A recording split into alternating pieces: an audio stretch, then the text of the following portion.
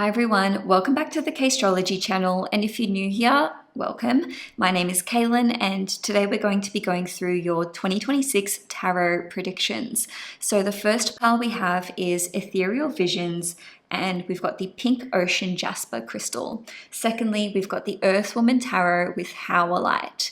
Then we've got Tarot of the Divine with the Clear Quartz Crystal. And finally, we have Dreamy Moons Tarot with Rose Quartz. So if you need a bit of extra time to make your selection, please feel free to pause the video here. Now, if you feel called to pick more than one pile, that's totally fine. Also, just letting you know that I'm on Instagram and Facebook as well if you're wanting to see more regular tarot and astrological updates from me. In any case, enjoy your year ahead. Wishing you all many, many blessings for 2026. And now let's jump into pile one. Hi, Group 1, for those of you who've chosen the Ethereal Visions deck and the Pink Ocean Jasper Crystal, which is in the shape of a shell. Just got these crystals the other day and I'm kind of obsessed with them. So first of all, I've pre-pulled some oracle cards for you. And we're going to go through those first, and that will really show you the themes of 2026. And then I'm going to shuffle and pull tarot cards for you quarter by quarter, so in 3-month blocks. Okay, so first we've got guidance. So this is your first oracle card, and it says wisdom, learning, and new information. Given that this is the very first card that I've pulled, and I haven't checked these cards, by the way, this is all news to me. It's going to be a big year of learning for you. I feel like a core theme will be upskilling, education, teaching, mentoring. Some of you may be enrolling in new education courses and programs, whereas others of you may be stepping into the role of teacher.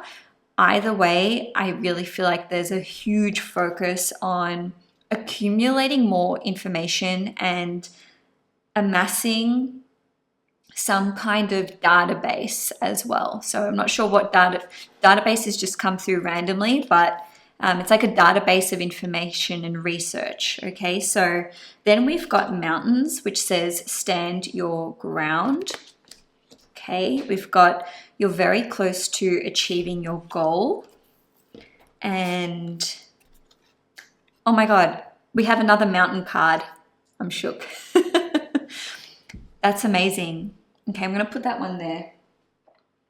Right, so to me, mountains represent some kind of ascent. It's like climbing to the top. You want to get to the top of your game. You want to climb the ladder in work, or just, mountains to me also represent great wisdom as well. So I see you just ascending to really great heights in 2026. And somehow I feel like you're starting at base camp, like you're starting at the bottom of the mountain, but the mountain represents this massive goal that you have, this big thing that you want to achieve. So it feels like you're coming into 2026 with something that you've got in mind, especially because this says you're very close to achieving your goal, but it's going to take this monumental effort to get there. And all right, I'm just going to keep pulling, revealing the cards, and let's just see what we've got. So we have wind chimes, peace and harmony. We have chair filled, someone new is entering your life. And barrel, you feel something is lacking in your life, perhaps love, money, or goals. Okay, really interesting, because this talks about being close to achieving your goal, and this talks about maybe lacking goals. So if you do not have a goal or some sort of big thing to channel your energy and effort into coming into the year, then this is the year when you're going to find your thing. It's like what you want to pursue, what you're excited about. Someone new is entering your life. You know, we'll see what comes up in the cards when we're pulling the tarot. We have temper your criticism. 33. Okay, so this is pointing at being overly perfectionistic. So that's something that I think you're going to be contending with this year, especially if that's already a trait for you. It's like you need to kind of get over that. Okay, so we have the trigger statement here of this card saying, I am stuck. The true statement says, I am filled with possibility. And at the top, it says inspire. This is a third eye chakra. Okay, so to me, this represents having a vision for something that has been eluding you so far. And it's very interesting that here she's blindfolded, right?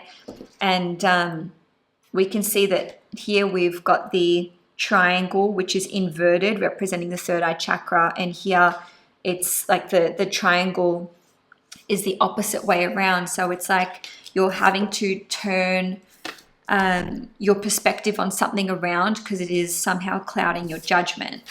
Okay, and then, oh, uncanny. So we've got the zebra card and we have another triangle right here in the third eye. And yeah, I just find this to be really interesting that there's all these triangles and, you know, here we've got the fire triangles, or this represents a fire element. So we've got the cheetah and the zebra. So in this deck, the zebra represents showing your quirky, zany personality.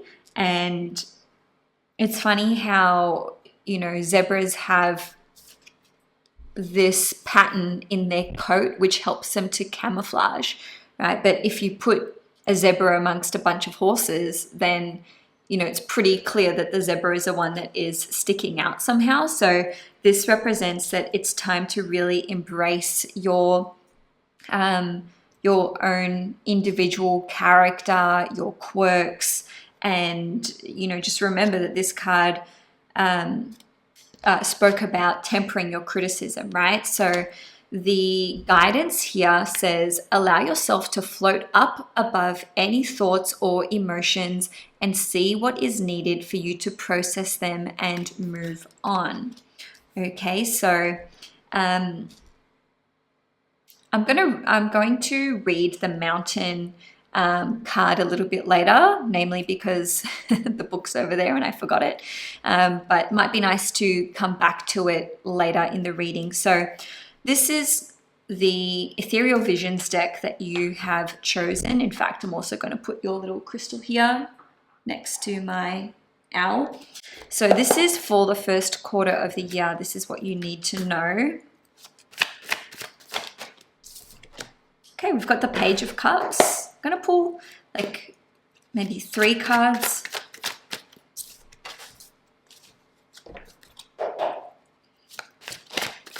Oh, okay, 4 cards have come out. Interesting. So we've got the Page of Cups, the 7 of Cups, Justice, and we also have the 10 of Swords. Okay, so the Page of Cups represents something that you're really passionate about, something that you, it's like a new thing that you're entertaining or flirting with. So it could be a new hobby, a new passion, a new creative project. For others of you in the first quarter of the year, you might meet someone special who takes your fancy. So there could be a new romantic relationship that is coming online. We do have 7 of Cups here, which represents that there are a lot of decisions to be made and maybe you're experiencing a bit of like analysis paralysis. I'm going to roll my astro dice here just to see what comes up. So I've got the 6th house and Virgo, which is very interesting because Virgo and the 6th house, connected, right? And we've also got the South Node, which is uncanny because the South Node is currently in Virgo. So to me, this represents needing to overcome distractions and really streamline your priorities and what you're working on. So maybe you're having to limit yourself to a few creative projects or just like a handful of things. This can also represent the need to overcome certain addictions or vices. We've got Justice here. So This represents, well, Libra energy, but I think that there's some kind of partnership that is coming through, contract, agreement maybe. Just remember that this is a general reading, so just take it as it resonates. But ultimately, oh look, we've got the owl. Really interesting. So this is to do with wisdom.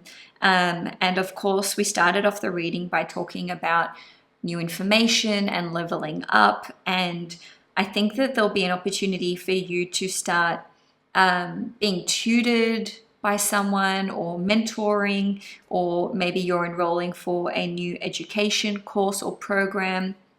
I do think for some of you, this represents talking about a potential new job offer, or like a new service that you're wanting to offer, or perhaps enlist the services of someone else. Somehow I feel like this isn't happening in January though. It's like that initial conversation. Now we can't ignore, I'm saying January, but first quarter of the year, right? So 10 of Swords represents there being some kind of ending. Some of you may experience like a betrayal or being greatly disappointed by another person, or by the way that a situation unfolds. I'm going to roll my dice here. So this is for the first quarter of the year. I think I was saying January, but we've got the 4th house, we've got Libra, and we've got Pluto.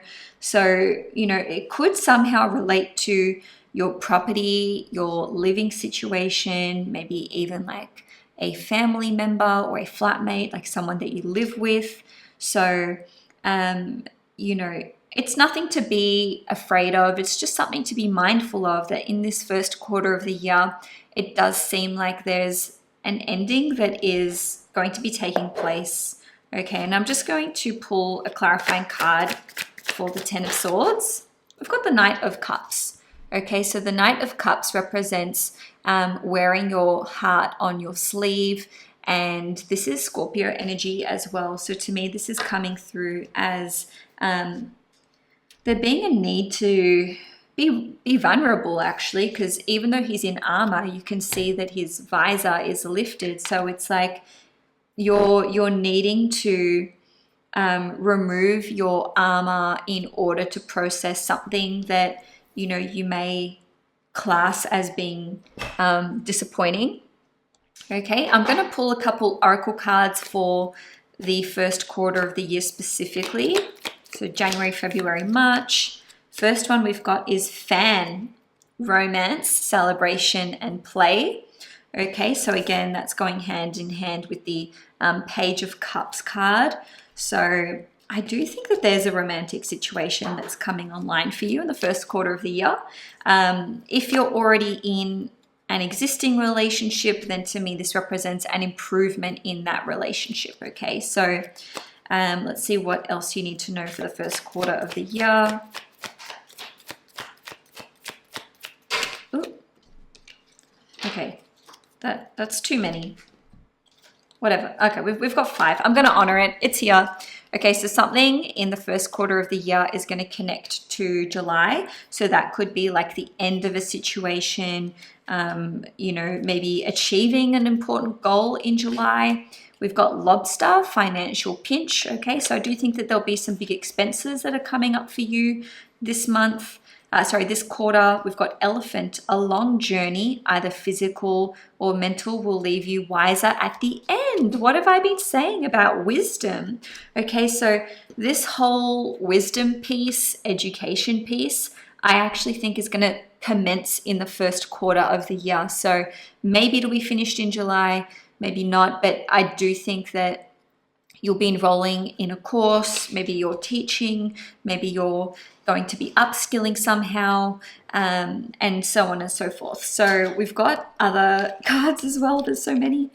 We've got bear, danger, especially in money matters. That's interesting, guys. We've got 2 sort of warnings about your financial situation. So just be really mindful of big investments that you're going to make, and maybe prepare for there to be less cash flow especially if you work for yourself or you work in sales or in commission. So just trying to make that money go a long way. And ending on a massive high, we've got horseshoe, good luck, romance. Romance is in the air. We have 3 ticks for romance, especially in that, like already in that first quarter of the year, guys. So that seems super promising and super exciting to me. The Justice card could actually be talking about an engagement, okay? So a proposal, planning to propose to someone, planning to get married. Maybe this planning phase takes place like in the first quarter, but it doesn't happen till July, especially if you're the one who's doing the proposing. Or maybe it's like, you know, you have a conversation about it, then it happens in July, or maybe it's like a super quick wedding, right? So that's the first quarter of the year. I'm going to cross it off the list because one year I actually skipped a whole quarter for someone, so for one of the groups, and I hate to make the same mistake twice. All right, so we're going to look at the second quarter of the year, which would be April, May, and June. Okay, April, May, June. And by the way, if you like this video, please give it a thumbs up and please hit the subscribe button. I often forget to say that in my videos. So that really just helps the channel to grow and to reach more people. Let's just see. I'm going to pull like another 1 or 2 cards. Okay, so we've got the 10 of Pentacles reversed. Okay, so this represents having to pivot when it comes to like a really long-term like goal or vision that you had for your future. So it could be to do with work, it could be to do with family or the legacy that you want to create and that you want to leave behind. So it seems like you are going to really be reconsidering some kind of big thing that you had your eye on, or a big dream or goal of yours. Yeah, 10th house, when I rolled the dice, that confirms that. It was like, this is what I wanted to do. This is what was necessary for me to, let me start that again. It's like, this is what I want to do. This is the career I want. This is the legacy that I want to create. We've got Aries and we've got the moon. Okay, so the moon represents like an instinctive response to something, and Aries is like a fast reflex. So to me, this doesn't feel like something that you are upset about having to walk away from. It's like you're deciding to walk away from it. And the moon is like something just shifts for you emotionally. Your soul just tells you like, the way I'm going is not where I'm meant to be. And Aries is just like, all right, like let's just cut our losses and pivot and change. So we've got the Page of Swords. Okay, so this is coming through as like a message or a conversation. So I feel like you're having a really important conversation or receiving a very important piece of correspondence in April, May, or June, and this like changes the trajectory for you. It's like this informs that. Okay, so it's like this conversation or this correspondence, this decision that sees you just like making a really big change. Okay, so we've got the Queen of Cups, which I love because this represents compassion and kind-heartedness and being like properly supported through this. I'm actually just going to pull another card here for you for the second quarter of the year to see what else is coming through. 2 of Cups. Okay, so if you met someone special in the first quarter of the year, I feel like this could turn into a more serious connection or a more serious relationship in April, May, and June, like somewhere in there, right? If you're already in a relationship, then to me, this represents like such beautiful healing energy, your partner having your back, you guys being so much closer. And it's maybe, look, maybe this 10 of Pentacles reversed is coming through for some of you, partly because you're like co-creating this life together with your partner and you're like, well, you know, I can't keep pursuing this because I have this person in my life now, or because my partner needs me, you know. So even if it's someone already in your life, I just see like you as a person watching this video being the one to be like, okay, I need to pivot, I need to change. And I'm just going to roll the dice here. Yes, seventh house and Uranus. It's like, you know, this, sorry, can't rotate it properly. There we go.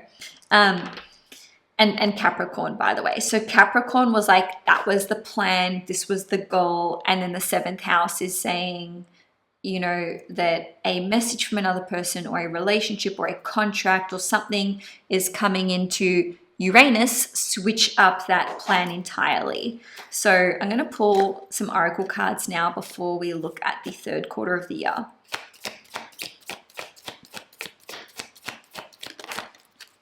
Okay. Alrighty.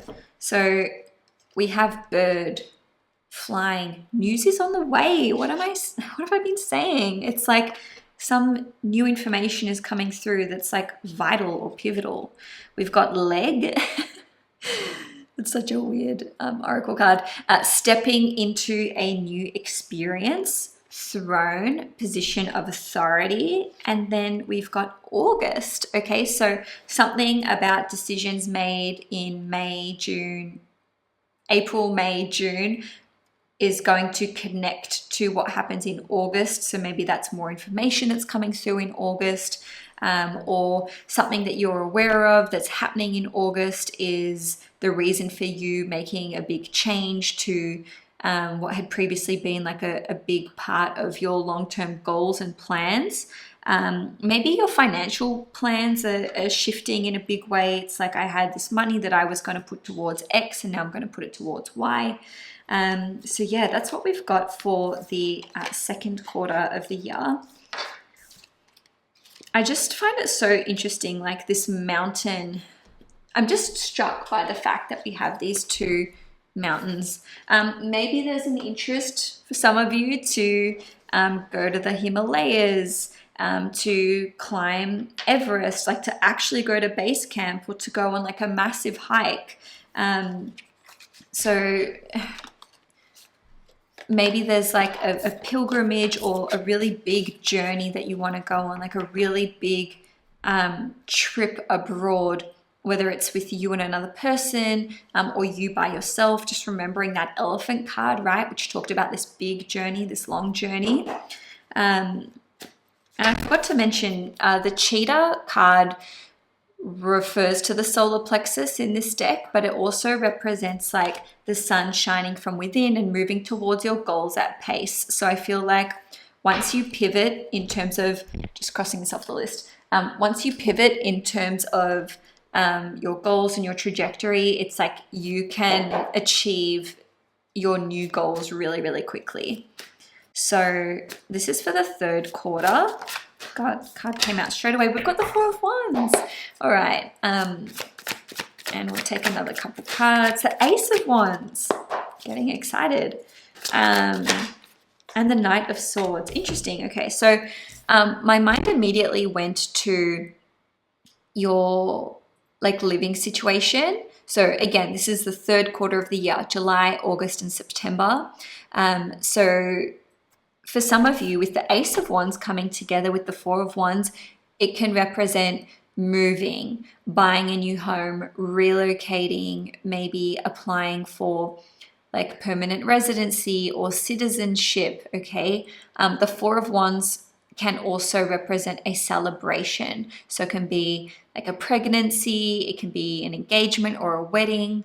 And so because the Ace of Wands followed the Four of Wands, to me, it represents newness in one or more of those categories. So in July, August, September, I feel like, you know, the following are on the table. Moving in with someone, relocating, buying a new home, getting engaged, getting married, or getting pregnant. We've got the Knight of Swords here. So this represents again, like another important conversation, but it's like you're making a decision really quickly to leave something behind with the Eight of Cups. So it's like, okay, I need to like quit this addiction or this vice, or I need to leave my job, or we need to like sell this place. Or, you know, if you're expecting a family, to expand your family, maybe it's like, okay, I need to stop this behavior and that behavior. It's like, decisions are just made really quickly about having to turn your back on something or just no longer participate in something. Okay, so let's pull some oracle cards. This is like such an exciting quarter of the year. You know, for those of you who met someone at the beginning of the year and then like things progressed in the second quarter, to me, this is like, things can move really, really quickly. Like even if it just started in January or February or March, it's like, okay, now we're moving in together, or now we're talking about getting married, or we are getting married. And yeah, okay, let's just see. All right, so we have gavel, involvement with the law. Okay, so for some of you, you'll be involved with a legal matter in the third quarter of the year. Of course, technically getting married is a legal matter, and so is, yeah, I mean, anything that involves the law, right? So you can see that the gavel is there. So for others of you, the gavel, I'm going to roll the dice actually and see what's happening here with the gavel. Neptune, Capricorn, and the first house. Okay, it could be like being pardoned for something with Neptune in the first house, or maybe it like catches you off guard. We've got wreath, sorrow over a loss. Okay, so maybe this relates to having to walk away from something, right? Then we've got target, a goal-oriented person. All right, so these are the themes, some of the themes for the third quarter of the year. I'm just going to pull one more oracle card. Firecracker, excitement. Yeah, there's a ton of excitement in the third quarter of the year. Okay, so now let's switch gears, and again, let me cross that off. And now we are up to the fourth quarter of the year.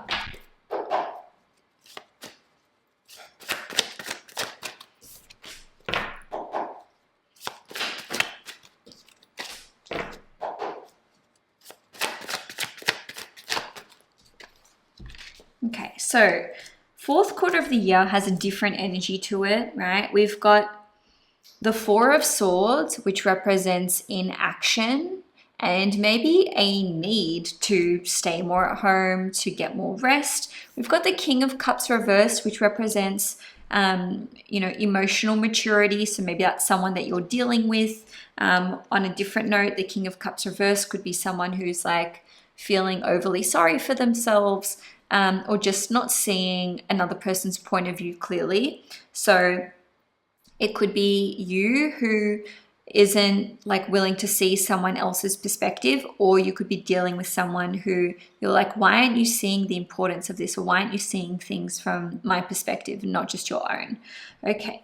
Okay. So then we've got the Nine of Swords and the Eight of Swords. So now this brings me back to one of the first cards, which talked about being stuck, like feeling stuck, right? It's important to note that whatever situation you find yourself in the last quarter of the year, you're not stuck. You're not stuck. And with the Nine of Swords, to me, this represents like being overly worried about something where you're kind of blowing it out of proportion. So there may be a situation that comes up and you're like, you know, freaking out about it. But the King of Cups reversed is like, you don't have clear perspective here. You need to like take a step back, stop overthinking things, and speak to someone who can help you to see things more clearly. We've got the fourth house, Aquarius and Pluto. So this could involve family matters, your property and living situation, maybe like an inheritance or a will, or just like, you know, having access to resources or not having access to resources, maybe feeling like you need a community around you, with Aquarius coming through here, and you don't have that. So definitely like a shift of perspective is required in the last quarter of the year. So we've got dog, we've got wreath again, and okay, and we've got June. All right, so the dog says pleasure with a close friend. So to me, this represents the need for you to reach out to close friends. Maybe some of you are going to be getting a dog in the last quarter of the year. We've got June, and this figure here has angel wings. So to me, this represents there being some sort of protection. With wreath that says sorrow over a loss, to me, this is connecting to what happened in the previous quarter. Somehow I feel like it's more going to be placed in September, and there's like still that echoing disappointment in the last quarter of the year. Then we have club, and I want you to take this with a grain of salt, and I'll explain in a moment. So it says someone will try to make you do something against your will. The operative word is try. Okay, so remember that you are not stuck.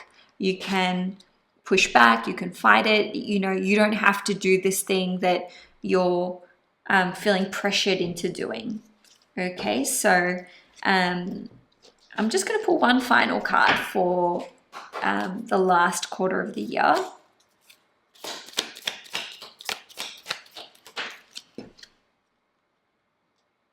So this says teardrops, great personal sorrow.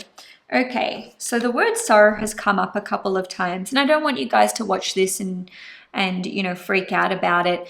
To me, this actually represents the potential to feel like depressed in those last few months of the year, like whether something has happened or it's not happened. It's like you're needing to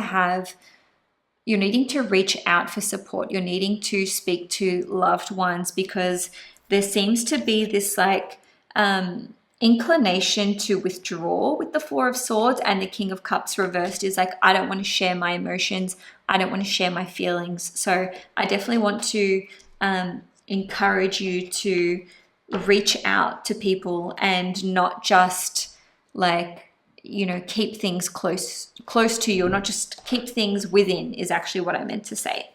So now I'm going to pull some final cards, and these are like this will be a tarot pull for sort of the general overall themes for 2026. In fact, I'm going to run and grab that deck. So just a moment.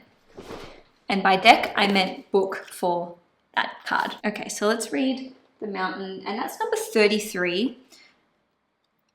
Okay, so 33 may be an important number for some people. So, oh, it says ascent, which is funny because that's like one of the first words I used.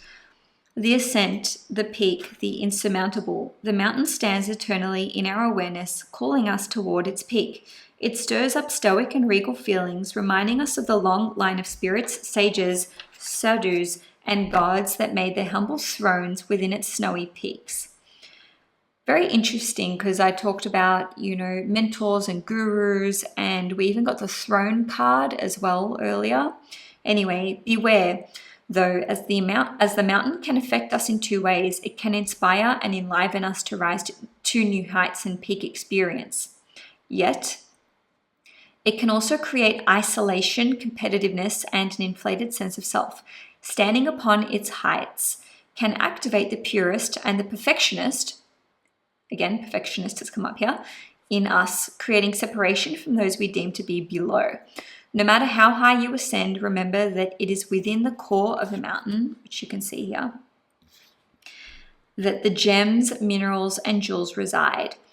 If you think it's all about going up, you're following the fool's path and missing the miner's magic. So it also says, research mountains, find one that strikes you and stare at it for a while. Where is it? The pilgrim may be awakening in you. The summit calls. Again, I mentioned pilgrimage. Contemplate Joseph Campbell's suggestion. You are the central mountain, and the central mountain is everywhere. So when light, grounded in the eternal, steadfast and uplifting. When dark, ominous, daunting, isolating, and frigid. Okay, so this is just such a sign that in the last quarter of the year, you need to reach out to your friends. You need to reach out to family, if you have family in your life, and anyone who's like part of your support network. Okay, so overall themes for you. The Empress. Oh my God.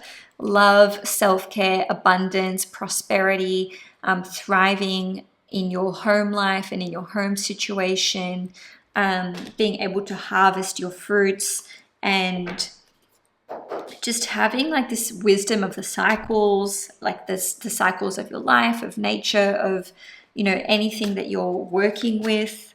It's like this really grounded intuition that comes from within. And Empress can also be pregnancy as well, or it can be like, you know, your significant other, like your wife, or, you know, a feminine figure in your life. I'll take one more card. We've got the Well. So this is not a traditional tarot card, but it represents accessing like the infinite, like source energy, your creative potential, tapping into source energy. And to me, this represents having an absolute abundance of resources at your fingertips. So yeah, group one, like I guess in summary, our core themes are, you've got this massive goal that you're either coming into the year knowing that you want to achieve, or you're setting that goal for yourself. There's a mountain for you to climb, and it's going to take a lot of time and effort to get there. I see there being like all this new information. It's like new skills, new knowledge. We've got Saturn and the 10th house. So there is a massive focus for you on career and public reputation, and your potential to create something that is meaningful and long lasting. And we've got Pisces as well, which again is that like creative energy. So for sure, someone new is entering your life. Maybe it's a romantic partner. If it's not a romantic partner, then I feel like it'll be a new friend. Okay, so the key word here is new. This isn't someone from 2025 or someone from 2024. Someone is entering your life, whether that's a new romantic partner, a new friend, maybe even a new child in your family, or like, you know, your brother or your sister could be having a baby, or maybe you're becoming a grandparent. There is a need for you to temper your criticism and really take stock of how overly perfectionistic you might be. And ultimately, we've got peace and harmony, like wind chimes. It's really important for you to, as best you can, cultivate peace and harmony from within, and then your external situation will be a reflection of your internal state. Thank you so much, group one. If you enjoyed this video, please give it a thumbs up. If you want to see more content on the channel, please hit the subscribe button. Wishing you the best 2026 ever, and I'll see you guys next time. Hi, group two, for those of you who chose the Earth Woman Tarot and the Howlite Crystal. So we're going to start off by looking at your oracle cards, which I've pre-shuffled. However, I haven't looked at these cards yet. So it's going to be as much of a mystery to you as it is to me. So first of all, we have the Unseen, and I'm going to chuck this one here. And later on, I'm going to read the handbook description. Now we've also got Listen to Your Intuition and number 20 here. Okay, so the number 20 may be important to you somehow. Maybe you're born on the 20th of the month, or maybe in February. We've got the energy is gaining momentum. We also have New Moon in Scorpio, work through your fears. Okay, so October, November could be a really important time of the year for you in 2026, as that's when we'll have the New Moon in Scorpio. We have Drum, Dream, and Journey. And past. I don't know if you can see, yeah. So that says emotional baggage, forgive and move on. We've got the beaver. Love the beaver. Love that guy. And we've also got a third eye chakra card. So at the top, it says insight. So the trigger statement, which is the untrue statement, is there is no hope. And the true statement is there is a higher purpose. The guidance says, or message is, connect with your higher self and allow to be guided to your higher purpose. As the veil of illusions fall away, you will find your answer. And then we've got a few oracle cards. Okay, so we've got goldfish, increase in material wealth or spiritual growth. We have scissors, disappointment in some affair. We've got the bull, do not back down from opposition, show strength and fortitude as a Taurus. Love to hear that. And then we've got pig, beware of greed. Okay, so just a few things that come to mind. Some of you may be a Taurus, sun, moon, or rising. Some of you may be born in the year of the pig, or maybe you're a Pisces, sun, moon, or rising with the fish here. And so now we're going to pull we're not going to pull oracle cards yet. We're going to discuss the oracle cards. So with listen to your intuition, it's interesting here because this woman is holding some sort of sketch that she's done, which looks like an egg. So this represents the potential of a situation. And then we've got the birds up here. So it's like your intuition is trying to tell you that there's a situation in your life that has a lot of opportunity, right? It's like your intuition is trying to show you these birds, especially this one. See how it's like, it's faded. It's like not even fully there. So it's as though you're being shown what potential a situation holds, okay? But there may be obstacles in your path because the bull says do not back down from opposition, right? So it's like keep listening to your intuition, keep going. The beaver card is related to family matters as well as long-term projects that can take many, many years, okay? So if you've been working away or chipping away at something for years, it's important not to give up now. With the pig saying beware of greed, that could either be for you or someone that you're dealing with who is just showing the tendency to be greedy. And emotional baggage, forgive and move on. I feel like there's an old situation that's time, like it's time to just let it go. Okay, so now I'm going to read the unseen description. So the number there is 27.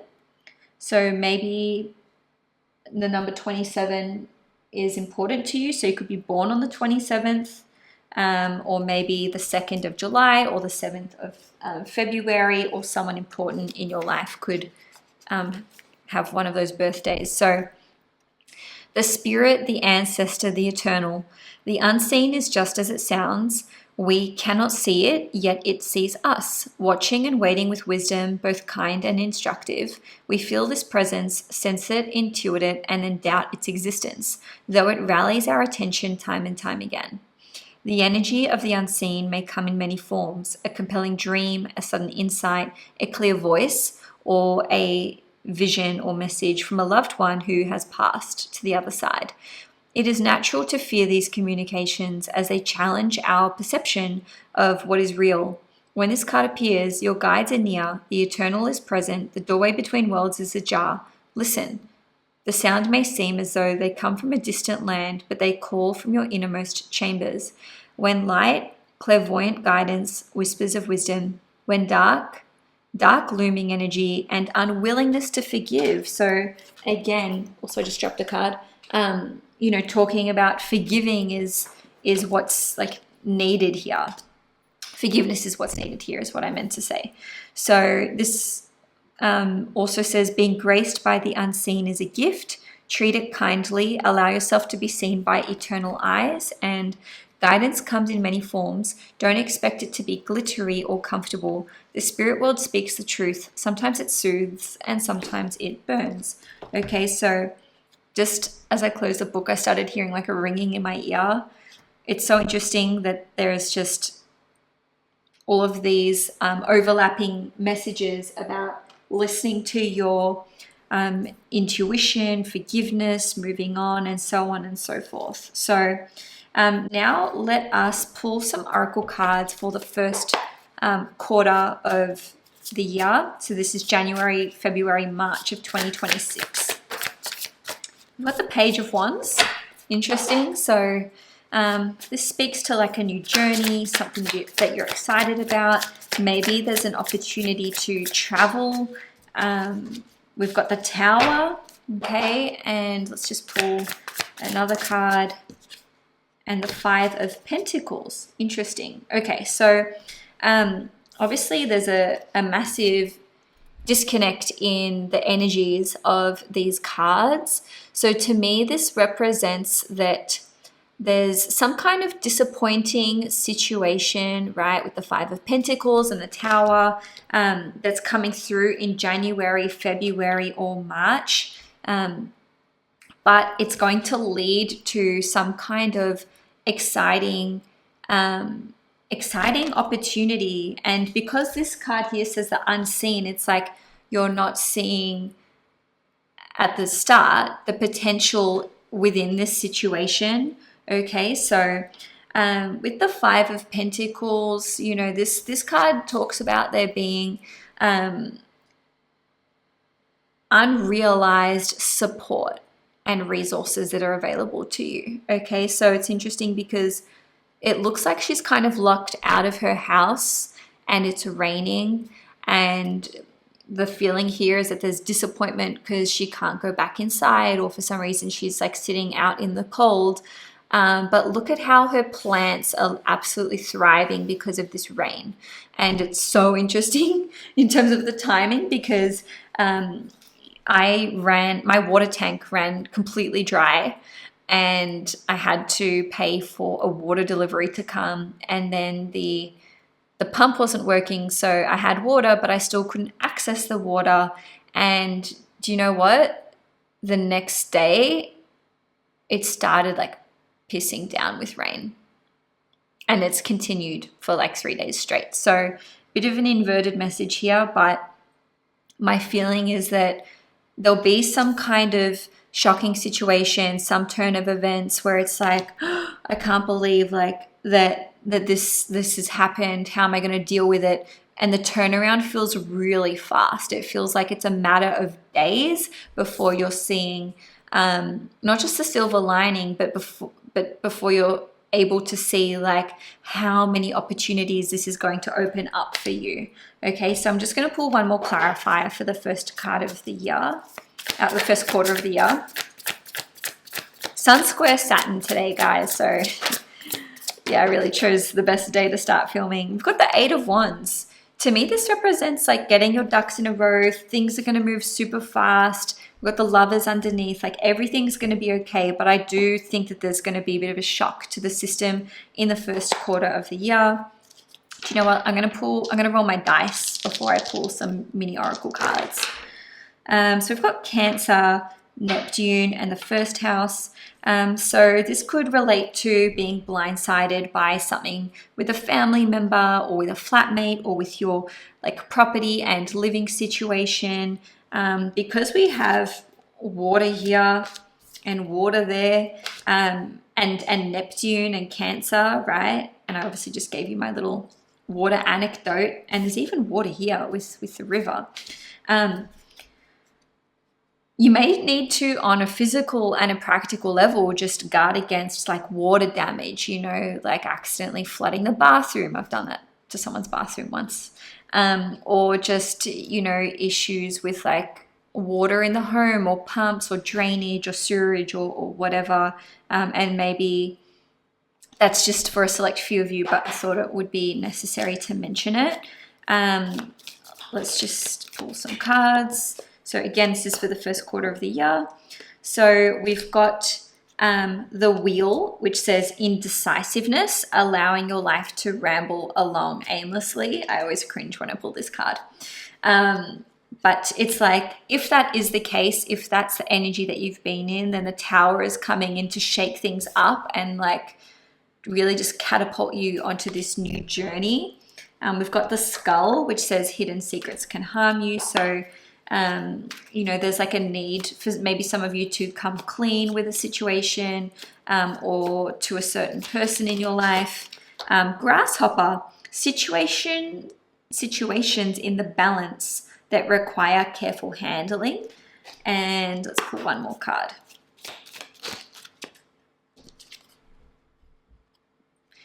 I just don't even remember ever pulling this oracle card. It says V, victory in some endeavor. Okay, guys, like whatever is happening in the first quarter of the year, you'll be okay. You'll get through it. Like I said, I feel like there's an initial shock and then everything's okay. Like within a few days, the situation turns around and it presents all of these like positives for you. You know, victory in some endeavor will come about with the careful handling of the situation with the Grasshopper. And you know, this Page of Wands was the first card that came out, and I can tell you that my feeling was just like of excitement. You know, there is something exciting happening in the first quarter of the year, so I don't want you to feel like the other energies are overshadowing that. So I'm just going to cross that off my list. We've now done Q1, and we can look at the second quarter, which is April, May, and June. Three of Cups reversed, Hanged Man, and the Hierophant. Okay, so with the Three of Cups reversed, this energy can be referring to like gossipy energy, or sometimes it can be like three's a crowd. So just take that as it resonates. What I'm picking up on here is that there's someone who's kind of entered your life, or maybe they're maybe like in the life of your significant other, and there's a feeling of discomfort here, like I don't really want to hang out with this person, or maybe it's someone new in the workplace. They don't really fit in. For others of you, it could be feeling like, you know, there's a clique and you're being excluded, like feeling like you didn't get invited to something that's important to you. On a totally different note though, the Three of Cups reversed could indicate that you're hearing from someone who you used to be friends with, and you're like, wow, I never thought that I would speak to this person again. Is there potential for forgiveness and reconciliation? I think so, just depending on your situation, given that forgiveness has come up again and again. We have the Hanged Man, which represents like a suspended period of waiting, and there's like a lack of closure with a situation in April, May, June. Let me roll the dice. Yeah, Neptune and wow, guys. Neptune, Pisces, and the Hanged Man.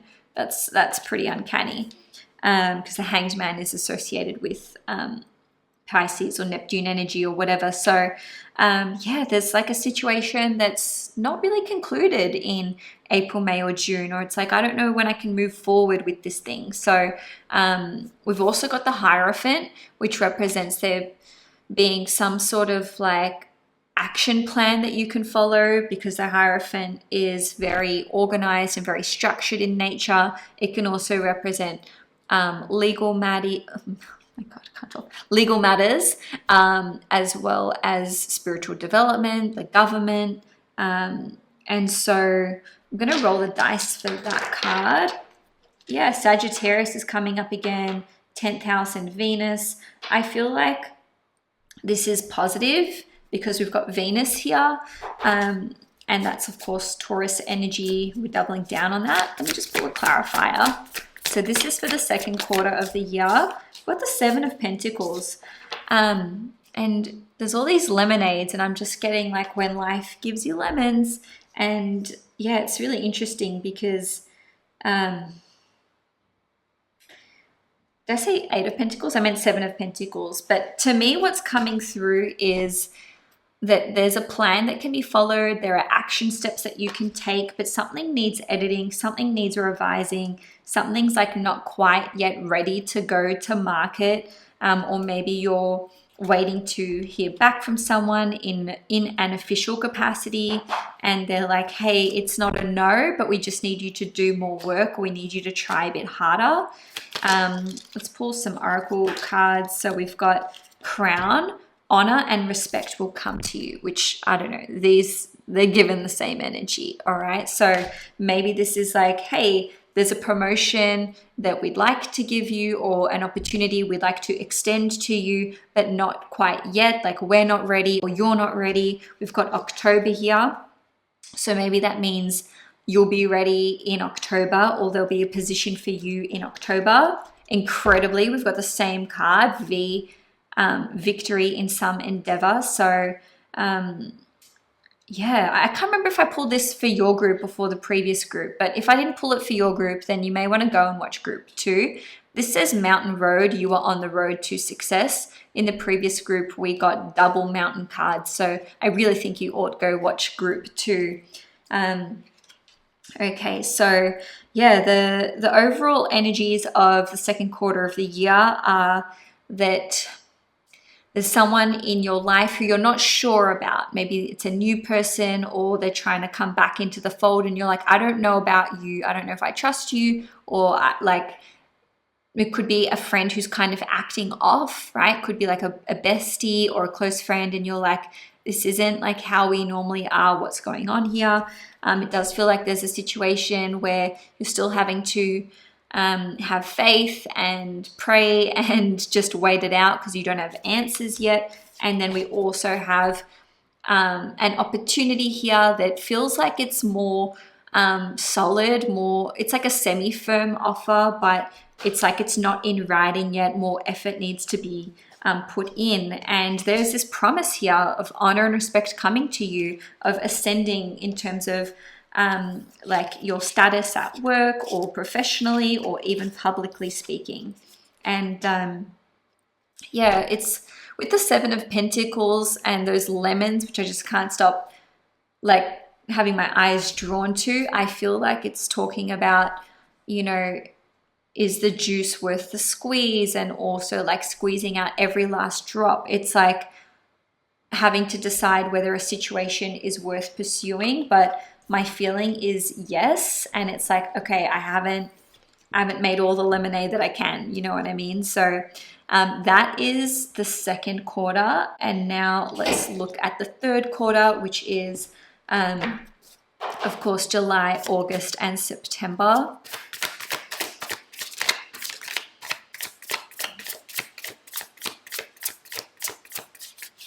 Okay. July, August, September. Just pull a couple more cards. You're really taking like longer than normal to pop out. Okay. So we've got the 7 of Swords first up. We've got the 8 of Cups. Oh, and we've got King of Swords and 10 of Wands. Okay, so the 7 of Swords and the 8 of Cups together represent that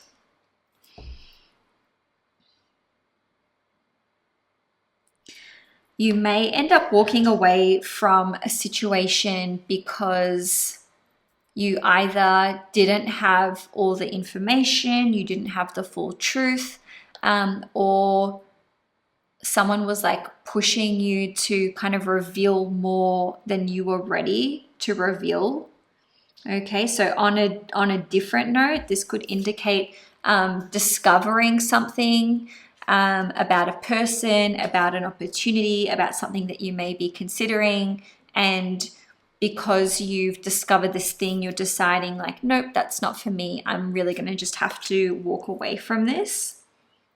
Okay, and then we've got the 10 of Wands and the King of Swords. So the energy here relates to there being a lot of responsibilities, but I actually think that you're quite close to some kind of conclusion. And at the end, with having the King of Swords, it's like justice will be served. You're making the appropriate decision, or someone is making a decision.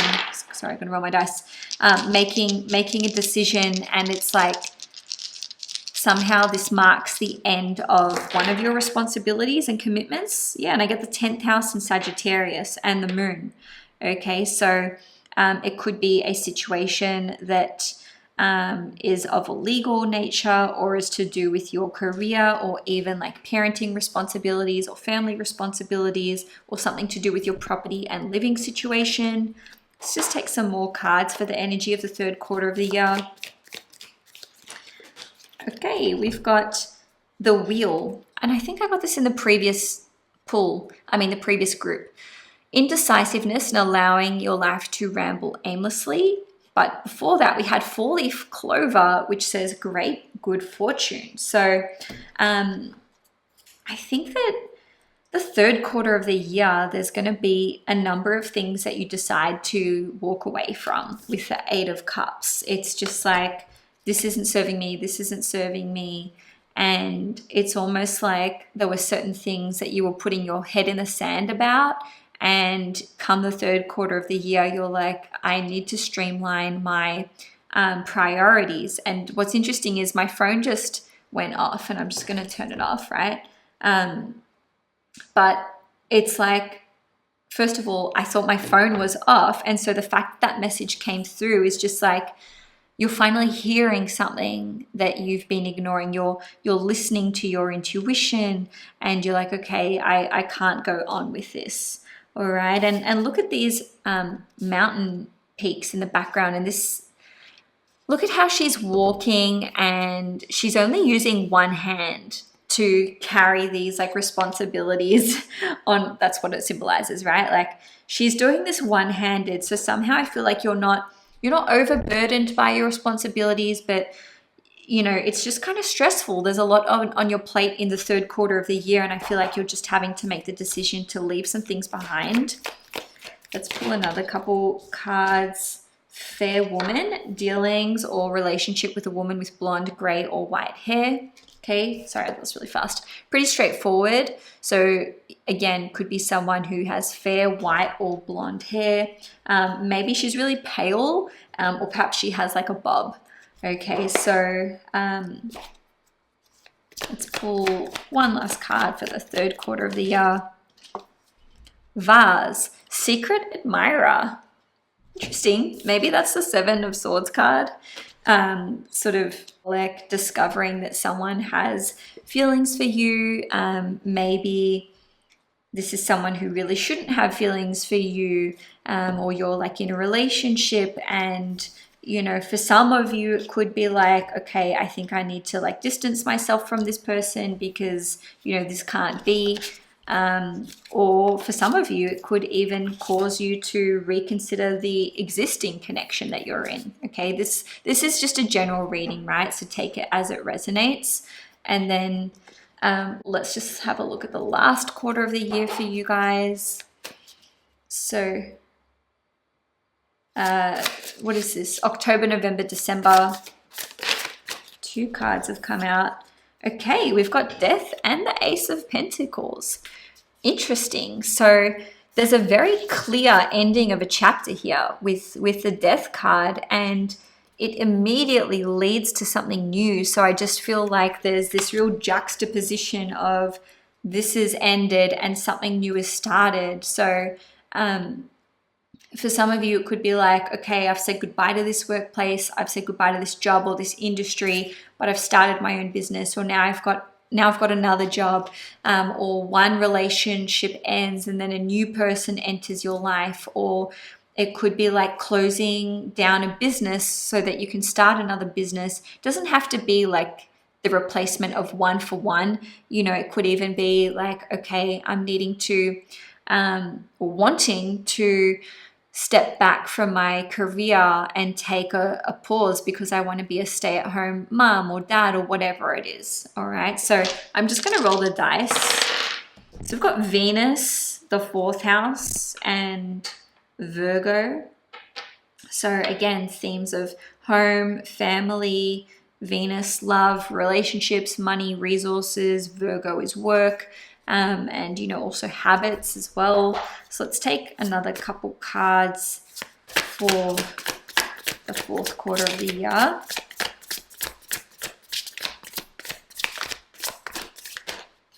Okay, we've got the 2 of Wands and the Queen of Wands. Interesting. So the 2 of Wands talks about planning and making decisions, and sometimes it can be like I have 2 very clear, it's a fork in the road. I've got 2 paths I can choose to follow. What am I going to do? What are my 2 options? And then we've got the Queen of Wands. Okay, so the Queen of Wands is all about you accessing your natural gifts and talents, just that inherent charisma, attractiveness. It's about attracting, not chasing as well. So I feel like you're going to really experience this increase in your personal magnetism. Let's just pull some oracle cards. We've got the Unicorn. Use your intuition to make beneficial changes. And oh my God, literally got this card again. And I think in the previous reading, I got it twice in a row too. That's crazy. All right, so it says V, victory in some endeavor. And then we've got angel, spiritual guidance and protection from harm. And I think those are lilies. And here we have lilies as well. Okay, so you're divinely protected, group 4. There's a situation that's coming to an end, but it's protecting you somehow. And I really think that whatever is coming to a close in the last quarter of the year, it's going to allow you to expand your horizons, to plan for your future. Maybe this is indicative of you wanting to relocate interstate or overseas, or just carve out a different path for yourself. So we've got the 2nd house, we've got Capricorn, and we've got Pluto. So I think you're going to have access to great amounts of wealth and abundance. Maybe this is an opportunity for you to generate a new stream of income, or by walking away from one thing in your life, allowing it to come to its natural end, or just honoring its natural end. There's so much growth and abundance. I can't even victory, Queen of Wands, the angel, protection from harm, Ace of Pentacles. There's something really beautiful coming in for you in the last quarter of the year. So I'm going to feed these cards back in, and then I'm going to pull some tarot cards just to look at the overall themes of 2026 for you. But just coming back to a few of the oracle cards first. We've got the drum, which says dream and journey, right? So to me, this represents following the beat of your own drum, and with work through your fears. New moon in Scorpio. It's like you're needing to overcome certain insecurities in order for you to really thrive. There is this energy here. It's gaining momentum, right? So I feel like the whole year you're just building up to this massive crescendo, and you are working on something in the long term with the beaver, right? So this card says increase in material wealth or spiritual growth. So of course that's dovetailing nicely on from what I mentioned with the new stream of income that's maybe coming online for you.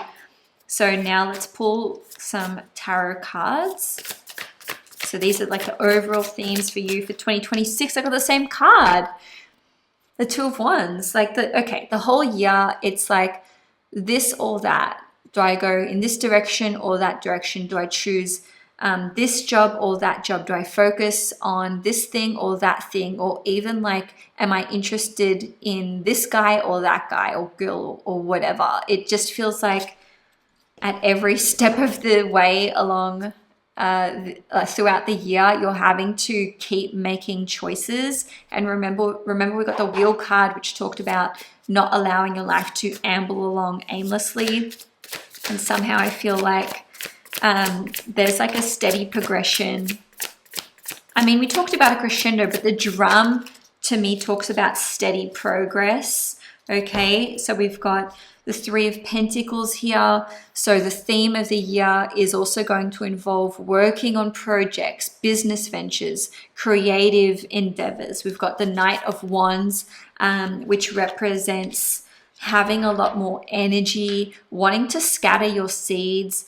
Like, yes, there are situations where you're having to make definitive choices, but it feels like you're taking on a lot in the year of 2026. And we've also got Temperance, okay? And this is another angelic card, right? And it represents balancing intellect and emotion. And so I feel like you're able to make really good decisions for yourself by accessing not just your intuition, but also your intellect, and not allowing one to sort of overrule the other.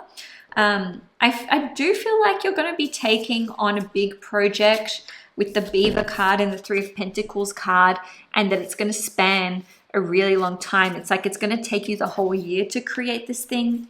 Yeah, I feel that strongly. I feel that by the end of the year, you'll have finished this major project, and it feels really important. You know, something worth noting is that in October and November, we've got a Mercury retrograde and a Venus retrograde, and they both go direct, I think, on the same day, on the 13th of November. So yeah, I think that the end of the year feels quite like busy for you in this creative sense. Okay, so that's all I have for you, Group 2. If you enjoyed this video, please give it a thumbs up. And if you'd like to see more content on this channel, please hit the subscribe button. Wishing you so much abundance and many blessings for the year ahead. Hi, Group 3, for those of you who chose the Tarot of the Divine and the Clear Quartz Crystal. We're going to start off by looking at some oracle cards, which are really going to represent the themes for 2026 for you. So we've got Stability, which says security, grounding, strength, and safety. Then we have Receiving, gratitude, appreciation, and acceptance. So I feel like there's some sort of seed that you planted maybe in 2025 or 2024 or even earlier that is finally like it's taking root, and I can see that the flowers are blooming, or it's like these fruits are ready to be harvested somehow. Okay, we've also got Lily, which says spiritual love.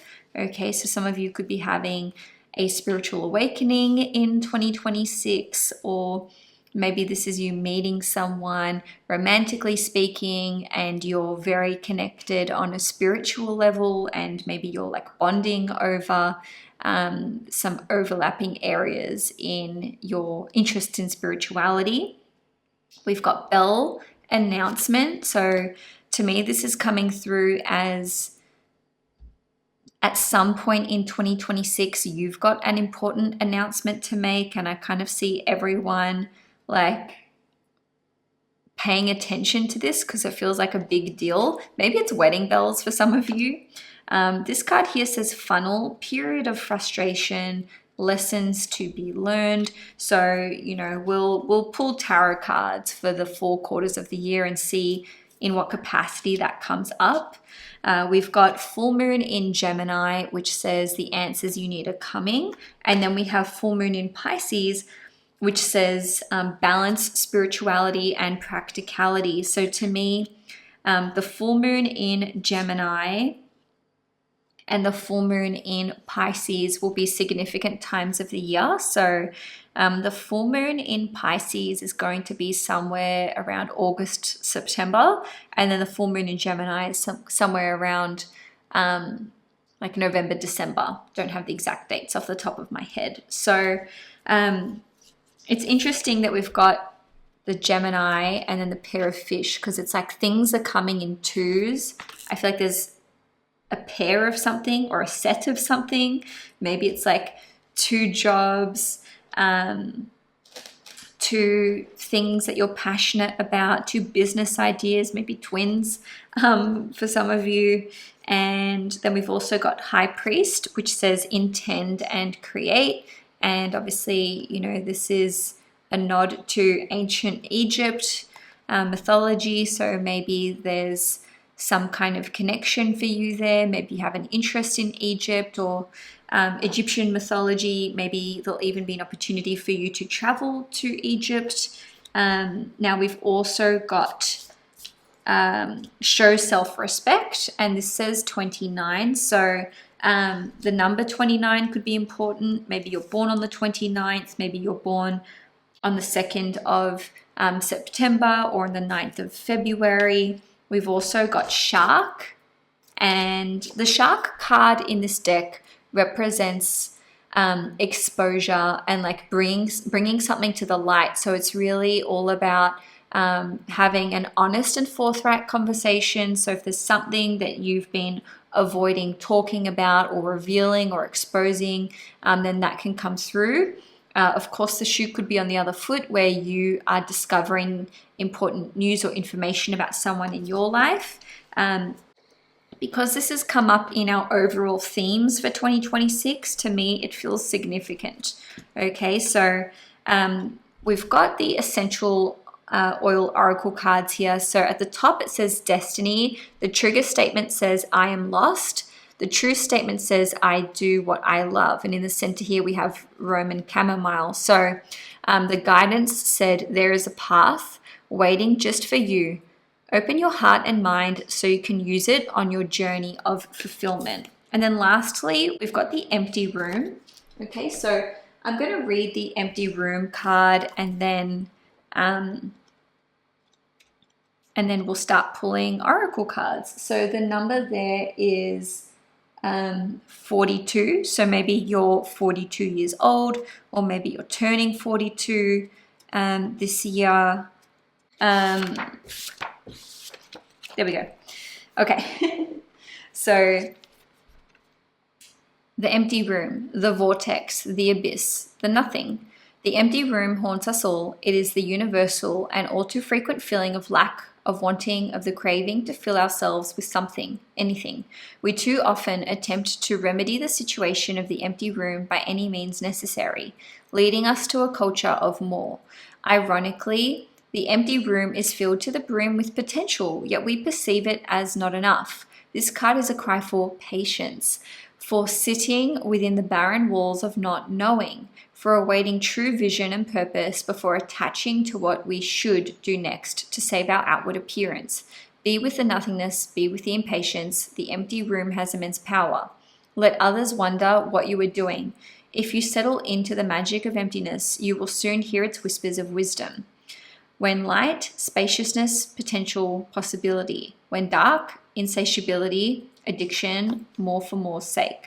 The archetype of the empty room is also portrayed as a hungry ghost, always feeding and never satiated. A day of silence is a surefire way to harness the power of the empty room. Okay. So the empty room to me represents that there's a situation that you don't have information on. Okay, so just remembering this card here that says the answers you need are coming, and I'm sensing like a great impatience with, but I don't want to wait. I've waited so long. Like, how long is this going to take? And to me, that is what is connected to the period of frustration and lessons to be learned. But with the funnel, it's like I feel as though there's this great emptiness and uncertainty, and then it kind of all funnels down. It's like you get all of the answers that you need at once, but there's definitely a period of uncertainty and not knowing when that's going to be. So with balanced spirituality and practicality, it's like the spiritual side is asking you to have faith and to be patient and to trust, And then the practical side is saying, well, you still need to get on with your life. You still need to, you know, do what needs to be done in a 3D material sense. So let's have a look at the first quarter of the year. See what's coming through. We've got the Ace of Swords. Wow, I think you'll already get one quote unquote answer in January, February, or March. This card speaks to the Gordian knot. So this deck's pretty amazing. It's like a mythology, folklore deck. So each card is connected to some kind of folk story or mythological story. And with this one, this is actually about Alexander the Great, who in 333 BC had this knot, this Gordian knot, this problem that seemed all but like, it just seemed impossible to solve or to resolve, let's say. And he cuts it with his sword. And so to me, this represents like a eureka moment, having the idea, making an important decision, and it's like you're solving multiple problems at once in January, February, and or March. Okay, so let's see what else is coming through for the first quarter of the year. I don't use this deck super often, which is why it's in such good condition, but it's got such a beautiful weight to it. So we've also got the Knight of Swords. Interesting. So it's like everything's happening really quickly. This problem, you're able to solve it, and like it really just clears up a bunch of things all at once. We've got the 10 of Swords. Okay, so I can't remember all of the folk stories because there's obviously like 78. But it's interesting that we've got all swords. Okay, so the Ace of Swords, the Knight of Swords, and the 10 of Swords. I feel like you are solving a problem. You're able to execute it quickly. You're getting important answers that you need to important questions. But the 10 of Swords is like, it does entail some kind of disappointment. And it's like you are having to sever ties with someone or something. Let's pull a couple of oracle cards. So we've got, that says not. That's crazy to me. We've got teardrops, great personal sorrow, not, unsuccessful plans, and then June. Okay, so here's the thing. You know, I so clearly went into this in-depth explanation of this card. This does not negate, this card does not negate that card, all right? So it's like I've solved this grand problem and now a bunch of things in my life are going right, but there is a cost, there is a trade-off, which I think was this 10 of Swords. Card, like it's represented by the 10 of Sword cards, and maybe it connects to plans that you had in June. Okay, so let's just pull one more card for this quarter of the year. We've got Temperance. So this is all about having patience. It's all about the middle path and not going to extremes. So I'm hearing like, don't throw the baby out with the bath water. You're protected. There's a divine solution. Don't burn bridges if you don't have to. Don't make decisions prematurely. And I'm going to roll the dice as well for the first quarter of the year. 10th house, Pisces, Neptune.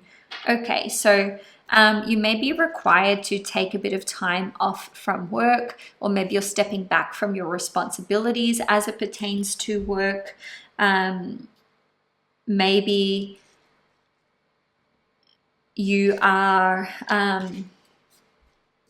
trying to like keep something under wraps about your work, or you're being told like not to share certain information.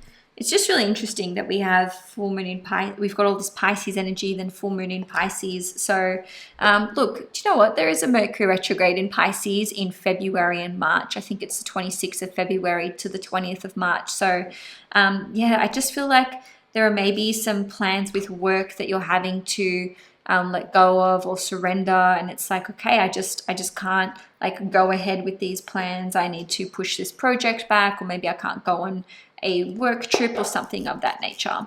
Okay, so now let's have a look at the second quarter of the year. King of Swords and Six of Cups and the Knight of Swords again. Wow. So the King of Swords card here, we've got the Griffin, and of course makes me think of the Hippogriff in Harry Potter, buck-beak turned with the wings. So to me, this card, especially if you're a fellow Harry Potter nerd like me, represents being able to save a situation from a worst case scenario. So it's like someone's able to help you, you're able to escape a situation that you know, you didn't think you would be able to like weasel your way out of.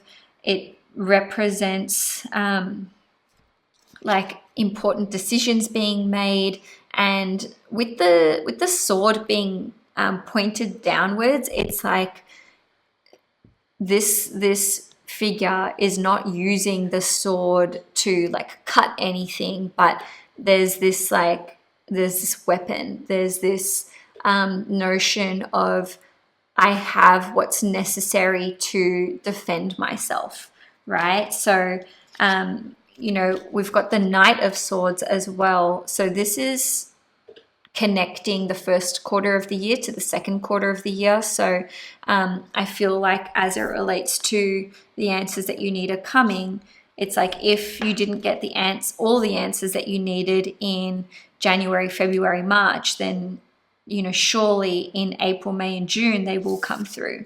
And we've got the Six of Cups here. I can't remember the specific folk tale, but I think it's Russian, and it involves like a brother and a sister. In any case, to me, this represents receiving help from someone in your life who's close to you, probably like a family member or even your significant other. And it's like they're really able to help you with some sort of personal matter. I'm going to roll the dice just to see like what this situation involves. We've got the 9th house in Capricorn, so it could be a travel matter, a legal matter, something to do with work, something to do with higher education. We've got Mars, so Mars is exalted in Capricorn, and this is like, I've got the plan, I know what action to take. Maybe it's success in a legal matter. I'm just going to take one more card for the energy of the second quarter of the year, and then we'll pull some oracle cards.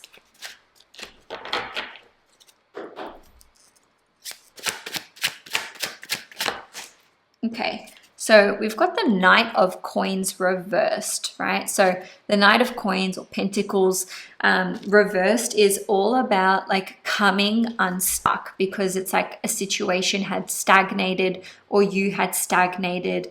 And so then the King of Swords and the Knight of Swords is like, okay, now it's time to move forward. But there's definitely something in here about like not dragging your feet with the situation, like acting quickly with the Knight of Swords and the King of Swords. I feel like there's an opportunity for you to capitalize on some sort of situation.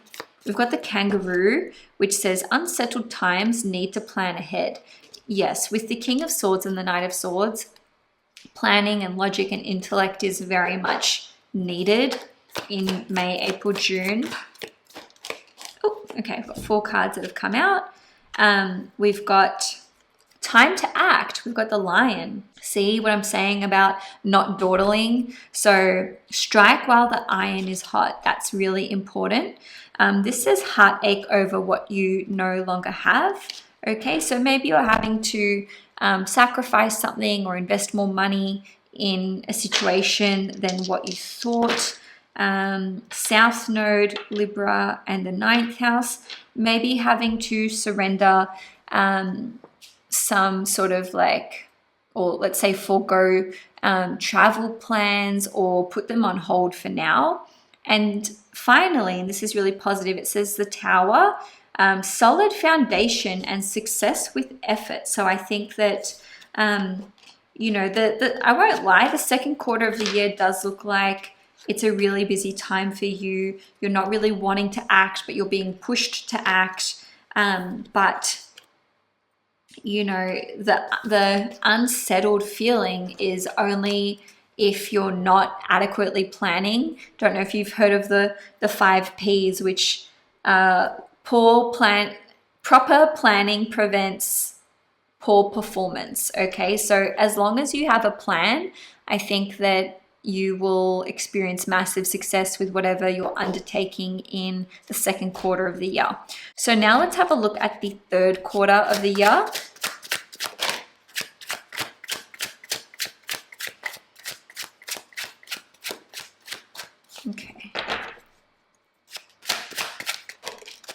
Okay, we've got the Fool reversed.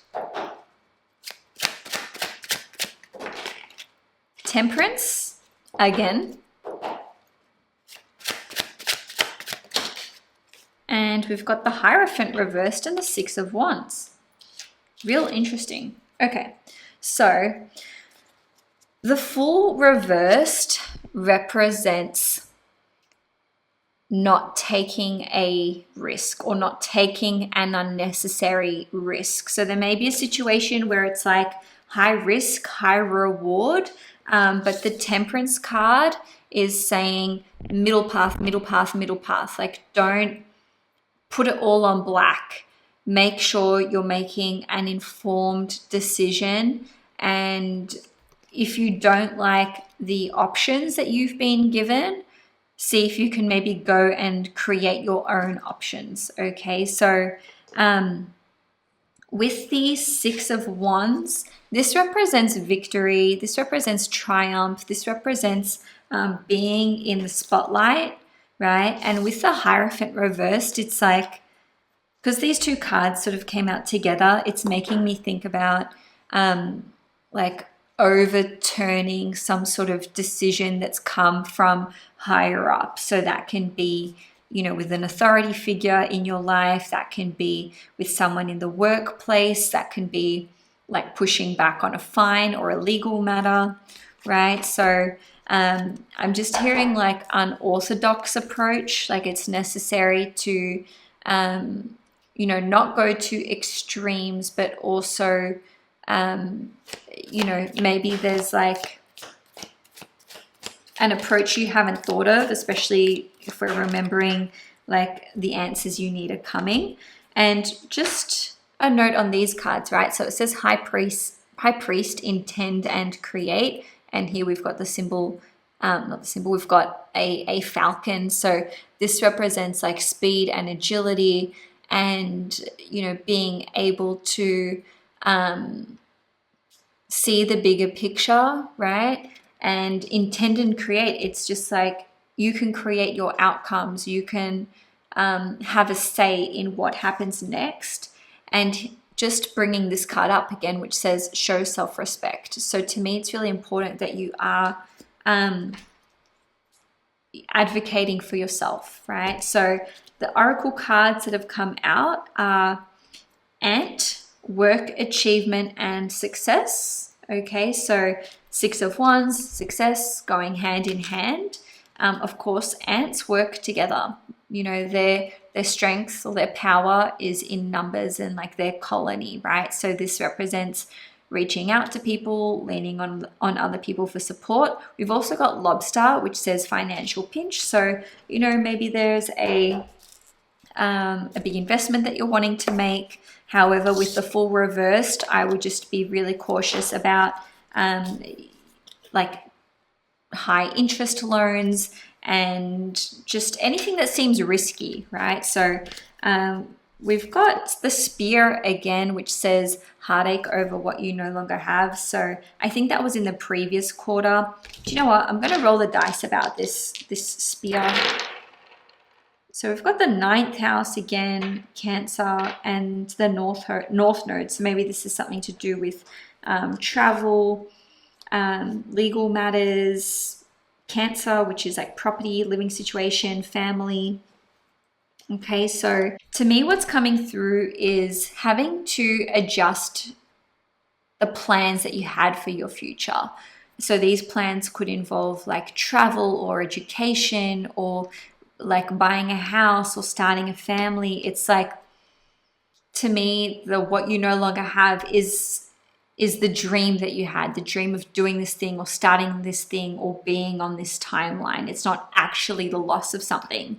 Now we've got Pleasure with a close friend, and we've also got Dog, which says close up. So maybe there's friends in your life who are able to help you to achieve what you want to achieve. I feel like friendship's going to be really important. Your community is going to be really important in the 3rd quarter of the year.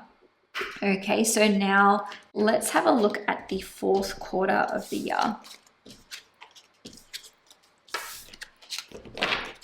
Okay, what does group 3 need to know about the 4th quarter of the year? Okay, let's pull a few more cards. Unbelievable. Temperance a 3rd time. I just can't even with this. That's remarkable. Pull one more card.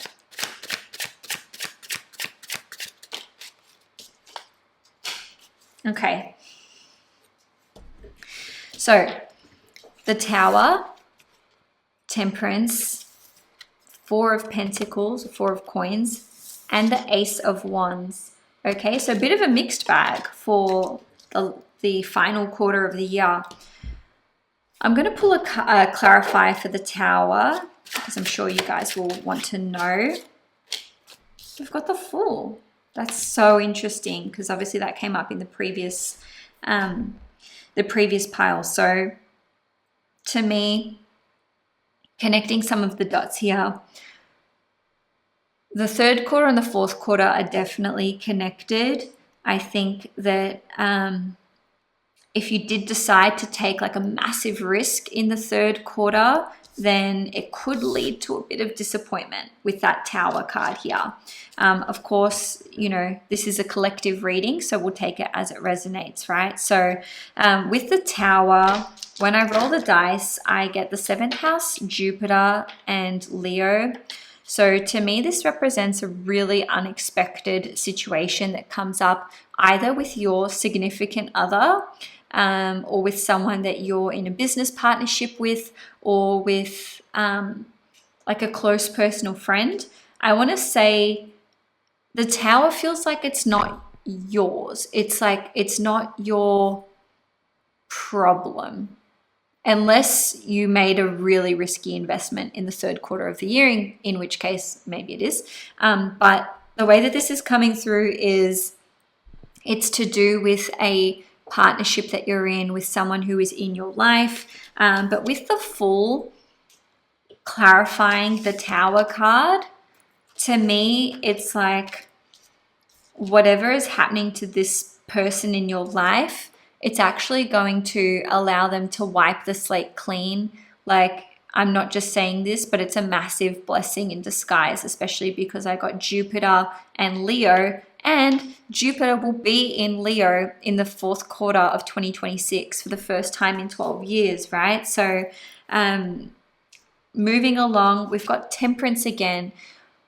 This represents divine protection, healing energy, like your ancestors on the other side looking out for you.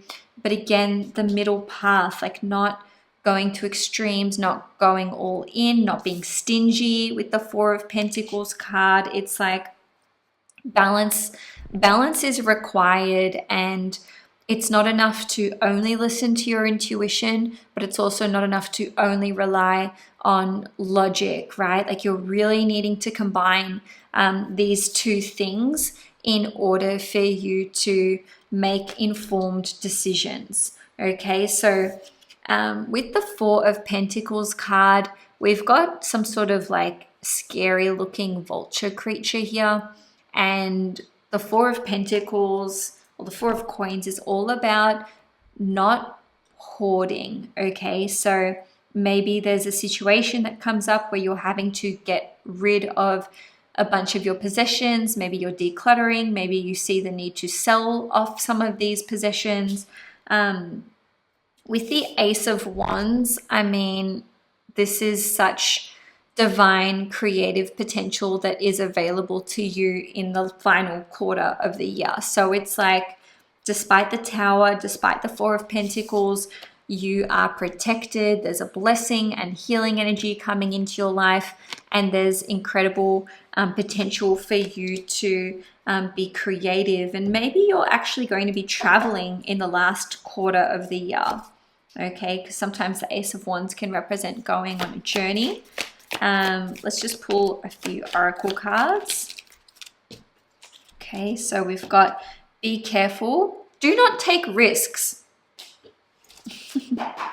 Be careful with the risks that you're taking, especially financial risks or risks like with your health, you know, like don't take unnecessary risks, you guys. So we've got muddled, unclear thinking. So that just represents the potential for that with the Forest, because of course with the Temperance card we were talking about, you know, balancing intellect and intuition. And let's just take one more card. That was like way too many. Okay, so we've got February. Interesting. So it could be that something from February at the beginning of the year is connecting to the end of 2026, or it could be like decisions that are made at the end of in the last quarter of 2026 are going to connect to February 2027. And then lastly, we got affairs with your family. Look at how we've got the forest and the tree, and that saying comes to mind, like, don't miss the forest. Don't miss the tree for the forests. No, don't miss the forest for the trees. Anyway, can't remember it. Embarrassing. But anyway, whatever. Look at how these two cards are informing one another. It's, to me, representing that your family may be like leading you to question things, or it's like unclear thinking because of your family input, or your family situation is leading you to not think super clearly. Okay, so maybe just take your family's advice with a grain of salt. And I just want to show you this card again from the beginning, which said stability, security, grounding, strength, and safety. So there's so much coming up to do with trees, forest, etc. So finally, what I'm going to do for your reading is pull some tarot cards that are really just going to look at those overall themes. So then we can do a bit of a recap. Okay, so what are the overall themes for group 3 for 2026? Wow, that card just went flying. We got Justice. The Four of Pentacles again. It's just uncanny. It's just uncanny when this stuff happens, right? Okay, one more. Okay, so there's just a lot of Swords cards, right? So we've got Justice. So this represents a fair decision, a just decision, and agreements, collaborations, partnerships. So I think that there'll be like an important relationship that is being formed or being like nurtured in the year of 2026. Of course, with the Four of Pentacles, you're going to really be wanting to focus on security and grounding. Do you know what? I don't even see this as like a negative. It's like the Four of Pentacles, the Four of Coins. What are the four corners of my house? Like how can I introduce stability into my life and into my world? And I think that that's going to be a really important part of 2026 for you. We've got the Five of Swords and the Five of Wands. So in this ancient Egyptian folk story, it talks about like a brother and sister and like being betrayed by a brother. So there could be some family relations that are kind of complicating things for you. And the Five of Wands card here talks about the Bhagavad Gita and like the epic battle and the five brothers. And so, yeah, the fact that we've got two fives and they both represent unrest within family represents that, you know, there are going to be some family situations that seem a bit dicey, that seem a bit hairy, where it's like, okay, maybe I'm going up against my family, or I'm having to put like their meddlesome ways to the side. We've got the Nine of Swords as well. So this just represents that it's so important to keep a clear mind, to really be careful what you allow into your like sphere of awareness, whether that's the people you converse with, the conversations that you have, even like the people that you follow on social media, the podcasts you listen to, the YouTube videos that you watch. Like keeping your mind clear and away from negativity is going to be key. Vulture, I like can't even with this. November, December. Okay, so I think that the biggest months of the year for you will be in November and December, right? Like the biggest decisions, the biggest outcomes. We've got clouds and it says temporary problems. So the key word here is temporary. So it's really important to know that, you know, the troubles and the difficulties that are coming up in 2026, they're temporary. You can overcome them. Now, the Vulture card says depression, anxiety, and worry that someone is against you. Okay, so that doesn't mean that that is the case. It means that that's what you're worrying about with the Nine of Swords card. And, you know, we're sort of considering whether to mention it or not. But because the vultures come up 3 times, I feel like it's kind of a sign. So I spent about 2.5 weeks in Tibet, which was amazing. And Tibetans have sky burials as part of their like culture. Okay, so when someone dies in Tibet, about 80% of Tibetans will opt for a sky burial. And it's pretty gruesome, but what happens is their body is dismembered by a professional, someone who's like assigned to that job, and then those body parts are fed to the vultures. And so it's about like the full cycle, right? It's like we come with nothing, we leave with nothing, and like, you know, even in death we're able to like be of service somehow. So to me, this represents that there's a situation which is going to clear up somehow. Like the vulture represents purification and cleaning up messes, right? Like it doesn't leave any like it doesn't really leave a mark in this situation. So it's almost like you're leaving 2026 with a clean slate. Like you're leaving whatever problems have come up in 2026 in 2026. And yeah, like I said, kind of a gruesome thing to share, but I just felt like it was really necessary. So I just want to pull one final card. Like, what is your big blessing that's coming through in 2026? Page of Cups.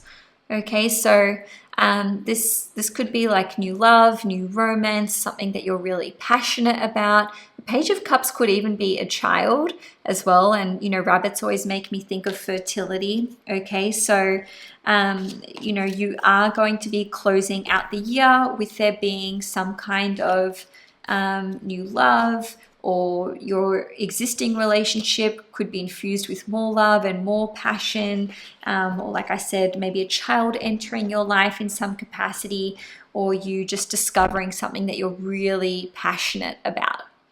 Okay, group 3, that's all I have for you for your 2026 tarot predictions. If you enjoyed this video, please give it a thumbs up. If you'd like to see more content on this channel, please hit the subscribe button.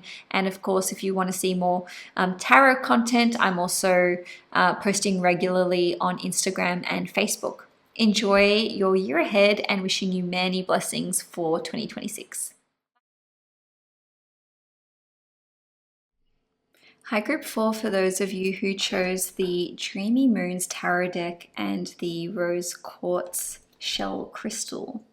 So I'm going to start off by showing you your oracle cards. So I pre-shuffled and pre-pulled these, but I haven't actually seen them myself. So we've got Eros, okay, and I will read the handbook description for that particular one, but some of you may be getting a diamond with the diamond there in the center of the lips. So maybe there's a proposal that's coming through this year. We've also got starfish, and we have intuition, which says knowing and extrasensory perception. We've got examine your integrity, and we've got the number 11 here. So maybe some of you are born on the 11th of the month in November, or like the 1st of the 1st, maybe February. Now we've also got White Witch, be the light. We've got the owl here. I've also got my little owl as well. This is my grandmother's. And New Moon in Capricorn, your hard work is paying off. We've got a couple other oracle cards as well, which I'll show you in a moment. So first of all, the White Witch saying be the light tells me that you guys are incredibly intuitive. Now, even having the intuition card tells me that as well, but I guess what's coming through here is that you're going to be developing your intuitive gifts even further, and I feel like there are intuitive gifts that are coming online. These are specifically ones that you have not tapped into yet, like you haven't even brushed the surface. So it wouldn't surprise me if this comes through even in January, just because that new moon in Capricorn is actually taking place in January, and it's a very auspicious new moon. Okay, so the starfish in this particular deck talks about being charismatic, being attractive, but also not being superficial and being shallow. Okay, so that may be something that comes up for you this year, because again, we've got examine your integrity. So I think somehow in one way or another this year, you are going to be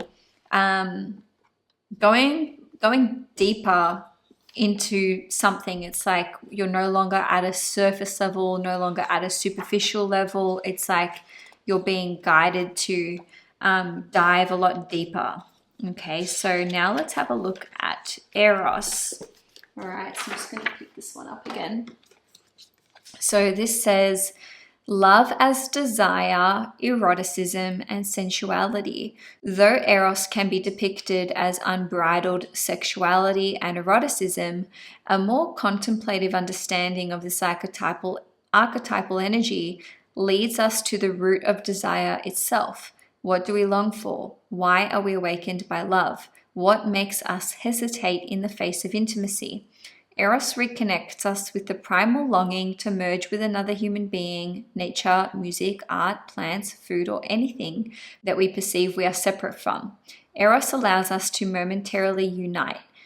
Our heart embraces otherness, and in doing so, we further understand our own. Our life force awakens. This card reveals an inevitable initiation into love's labyrinth. You may find yourself swirling in a new territory of desire and sensuality. Explore the labyrinth with a curious and honest heart, and remember, though the way is circuitous, you are always being led toward its center. When light, passion, playfulness, sexual health. I suppose that means positive sexual health. When dark, madness, projection, and obsession. Plato reminds us that eros can be experienced as platonic love.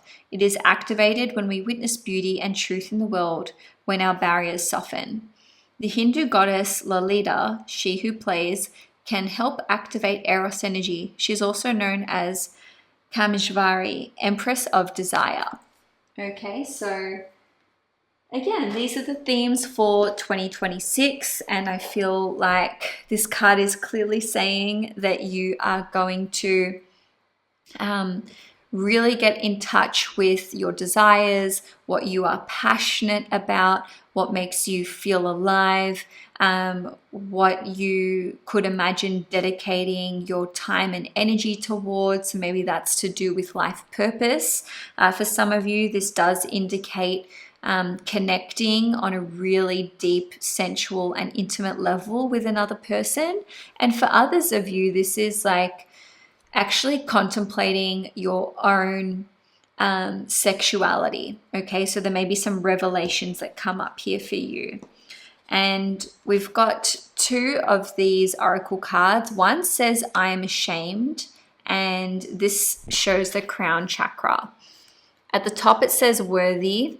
The true statement says, I am cherished. There are connections to ancestral and childhood memories that are ready to be healed. Allow divine light to shine within. Okay, so there could be some shame over stuff that happened to you, like in your childhood, or insecurities that you feel like have followed you since childhood. Maybe this is shame to do with aspects of your sexuality. And that doesn't mean sexual preferences. It just means sexuality. It can be just the umbrella term sexuality. Okay, so we've got sovereignty, and this is the third eye chakra. At the top, at the top it says sovereignty. The trigger statement says, what will they think? The true statement says, I navigate through life with ease. Now you must claim your energetic independence. Cut the cords to lower vibrations. It is time to ascend. Okay, so I'm ashamed. What will they think? There seems to be some sort of interplay here, like feelings of shame. And so with the starfish, it's like I'm only presenting areas or aspects of me and my life at this surface level because I want to come across as this like light-hearted and fun version of me. I don't want to show these more like messy underlayers, right? So we've got boot, which says increase your efforts if you want to achieve your goals. Whale, which says great worry over nothing, right?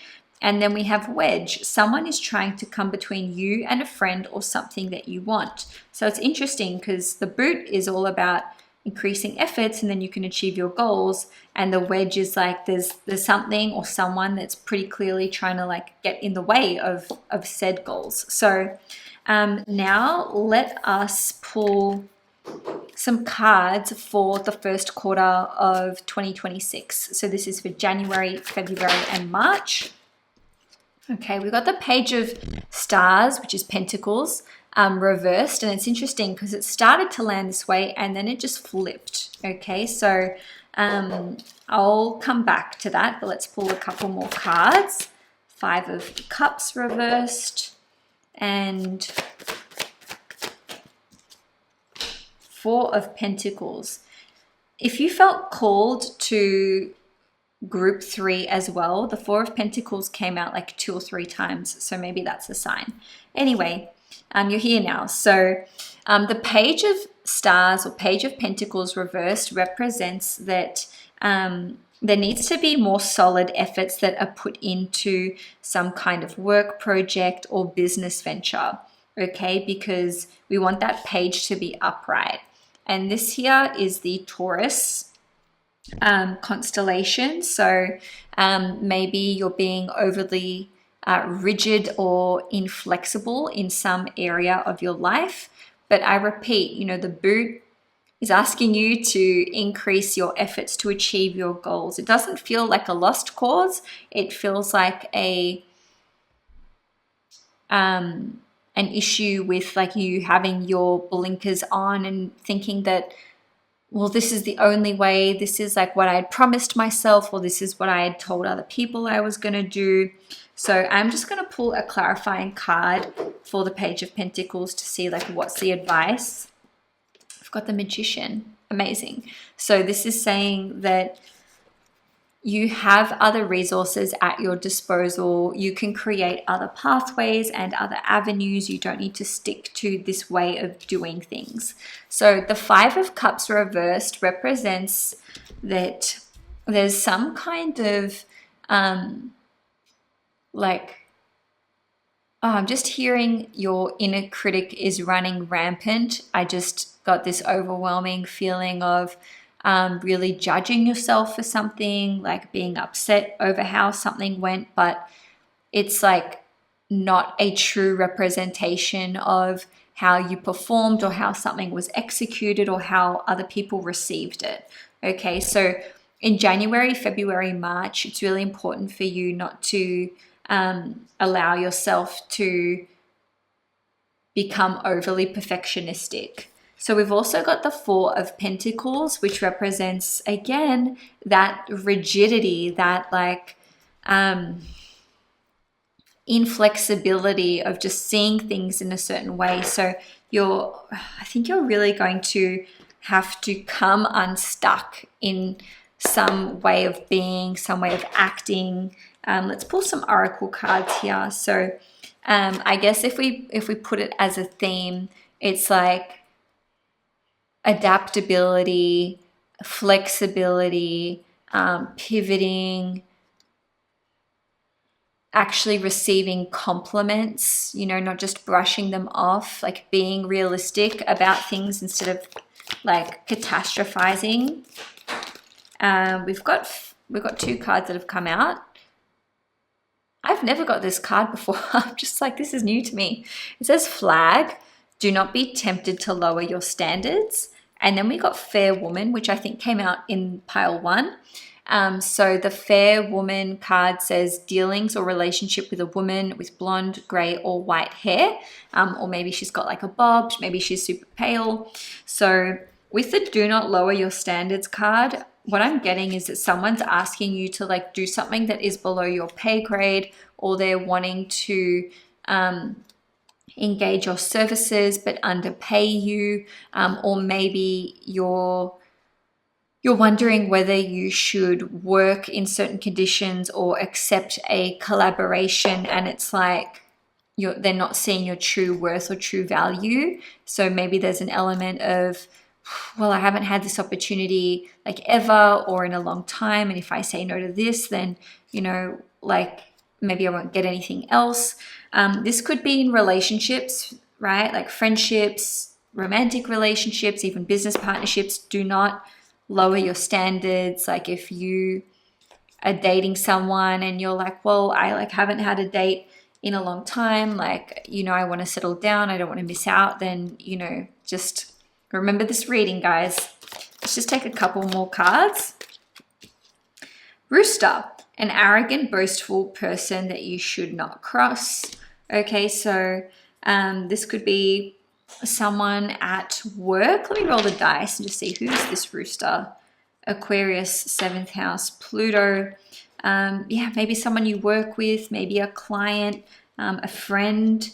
Could be acting arrogantly, or this could be your significant other who's just like, you know, let's just feel into that. So if you are in a relationship already in the first quarter of the year, then I think that the rooster here represents that they're feeling really insecure about certain things, and it's manifesting as like overconfidence or being overly bold, and they're just trying to like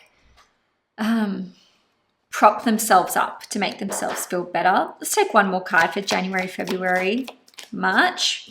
Chair, empty. Okay, someone is leaving your life, right? So maybe it's this rooster. Maybe there's someone in your life, like a client or a coworker or even a friend, and you're like, I just can't with you and your energy. You know, I am feeling like you're seeing someone's true colors in one way or another. Just in summary, so the first quarter of the year is all about seeing where you've maybe been inflexible or not appreciating the resources that you have at your disposal. The Magician was super positive for indicating that you're able to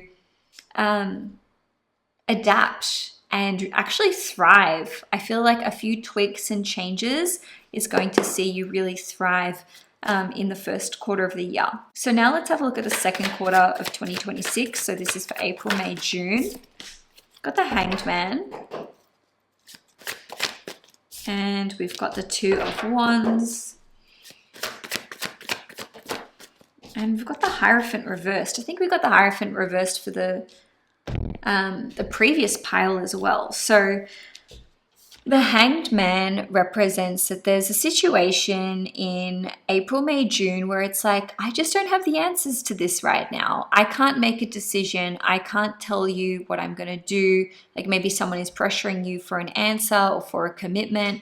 And it's like, actually, I need the dust to settle. Also, this represents a period of spiritual enlightenment or a period of spiritual awakening, but it's coming through by time that is spent in isolation or time that is spent alone.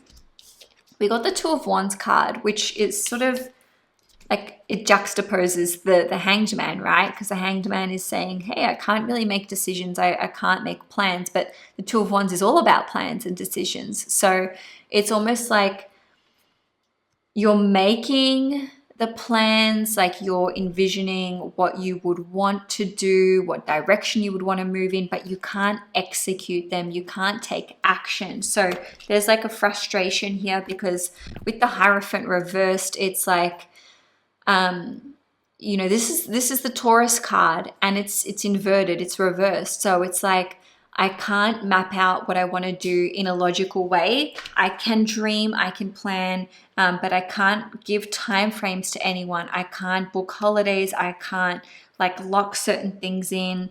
So there's a feeling of frustration here. I'm not going to lie. Let's take another card. Okay, we've got the Eight of Pentacles. So here we've got the Virgo constellation. So maybe some of you are Virgo Sun, Moon, or Risings, or Taurus Sun, Moon, or Risings, or even Pisces Sun, Moon, or Risings. But to the point, the Eight of Stars, the Eight of Pentacles is saying, okay, in April, May, June, I'm leveling up. I'm focusing on my craft. I'm doing personal development or professional development. I'm able to like refine and hone my skills further. Yes, there are certain things that I can't act on right now, but I am still able to work with some important building blocks to advance myself further. And just a reminder that we had that New Moon in Capricorn card, which says your hard work is paying off. Okay, so now let's pull some oracle cards for the second quarter of the year. So we've got Tulip, which says great passion. Love it. Rainbow. Okay, let's have a look here, shall we? So, Rainbow, the most difficult part of a situation is over. Tulip, great passion. And also we've got Casket, which says someone going out of your life or the end of a situation. Okay, so I see this as being really positive because it's come up together with the Rainbow, which says the end of a difficult situation is over. So, no, it says the most difficult part of a situation is over. So there's a situation that is coming to an end. You know, the rainbow always comes after rain, right? So it's like there is some sort of difficult situation that you're contending with in the second quarter of the year, but it's leading to so much growth and progress. And we also got Valley, which says deep personal strength and peace that assure success, right? So something's coming good in the second quarter of the year, but it feels like it comes through in June, where you're just like, April, ugh, May, like when am I gonna get the answers? And then June's like, yay, rainbow. Okay, so keep working on you do you, boo. Make plans, make decisions without executing them, without pulling the trigger, without like paying the deposit for things, without booking the flights, unless you have like a reverse U-turn fully refundable button, you know, because there's a period of waiting. There's a period of uncertainty in the second quarter of the year. There just is. And I didn't roll the dice. So let me roll the dice and then we'll look at the third quarter. So yeah, we've got the 11th house, which is your long-term goals and plans. And then we've got Mercury in Sagittarius, and Mercury's not happy in the sign of Sagittarius, right? So it's like you can make these plans, but like you don't have enough information to be like, yep, these are solid and locked in. So now let's look at the third quarter of the year. Seven of Swords. I think the exact same card came out for group 2 in the third quarter, which is uncanny. So maybe you feel called to go to group 2 as well. Ace of Cups. Yay. King of Pentacles reversed. And I'm going to pull a clarifier for the Seven of Swords. Knight of Cups. Okay. So the Seven of Swords can represent keeping your cards close to your chest, like not revealing personal information. Worst case scenario is betrayal, you know, secrets, lies, being cheated on, etc. But because we've got the Ace of Cups and it's clarified by the Knight of Cups, I don't feel like it's these heavier interpretations. I actually feel like it is...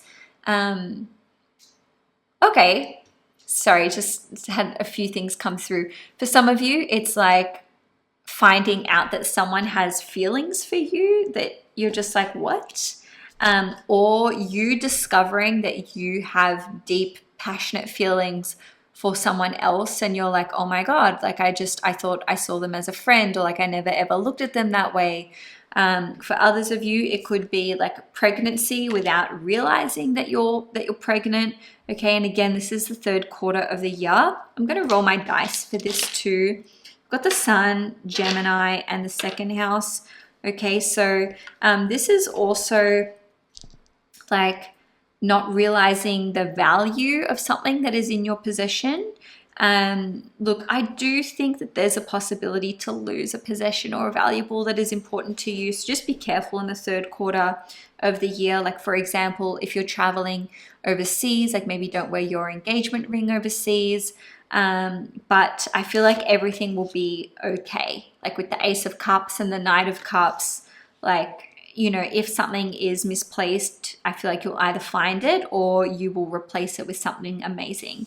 So we've got the King of Pentacles reversed here, and I'm just going to pull a clarifier, but to me it's coming through as career and business. We've got the Empress. All right. So to me, this is like not realizing the value of something, not realizing the worth of something, undervaluing yourself, underselling yourself, underpricing yourself. And then, you know, something occurs in the third quarter of the year where you're like, oh my God, I'm worth so much more than like what I've been charging, or I should ask for a raise, or maybe it's even about like feeling worthy of a certain opportunity or a position or a status.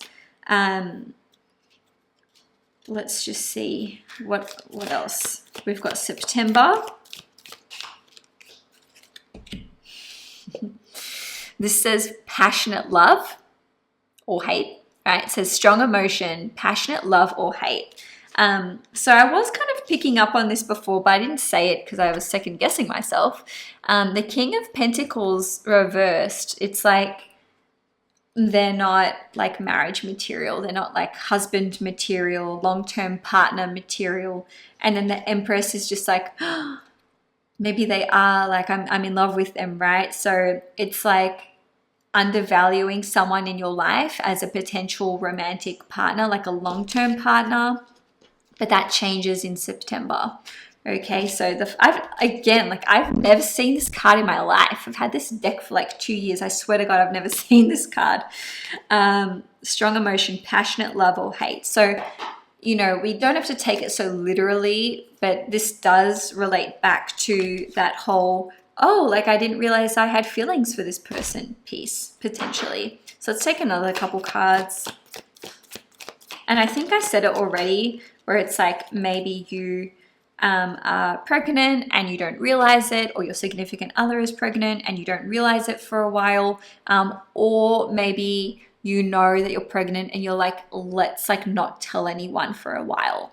Okay, so we also got August. So yeah, that's really interesting that that's coming up, because August, September, it's like we're in the third quarter of the year. Those are exactly those months. So why these cards would be coming up is to highlight that you're dealing with a situation that spans 2 months. Okay, so maybe it's like over the course of 2 months, this romance develops, or it takes you 2 months to realize that like you're pregnant, or you know, you want to wait a couple of months till you tell other people about certain news in your life, or it's like a 2-month period where, you know, maybe you're traveling is another way that that could be playing out. 7th house, Gemini and Mars, maybe making some decisions with your significant other if you are already involved in a relationship. We've got the moon here, which says changes in your life, and then that looks like a moon as well, which I find really interesting. So to me, August is like a really, really pivotal month, because this is like when you're making the most changes in that third quarter.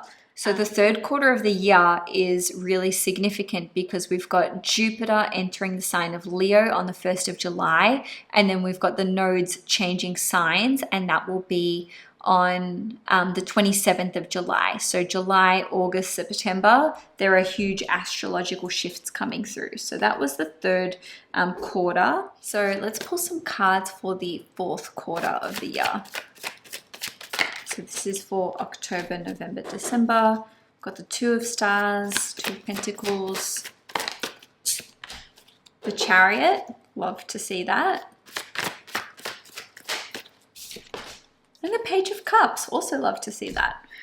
Okay, so with the Two of Pentacles, to me, this represents that you are juggling at least 2 core priorities, if not more. So it's like the balance potentially of your home life, your family life, and then also your career or your home life and your public reputation. And it's like you're doing this with grace. You know, she's in what appears to be dancer pose, yoga pose there, and we've got the infinity symbol. So this represents that you're able to work on 2 areas of your life concurrently that feel really important to you.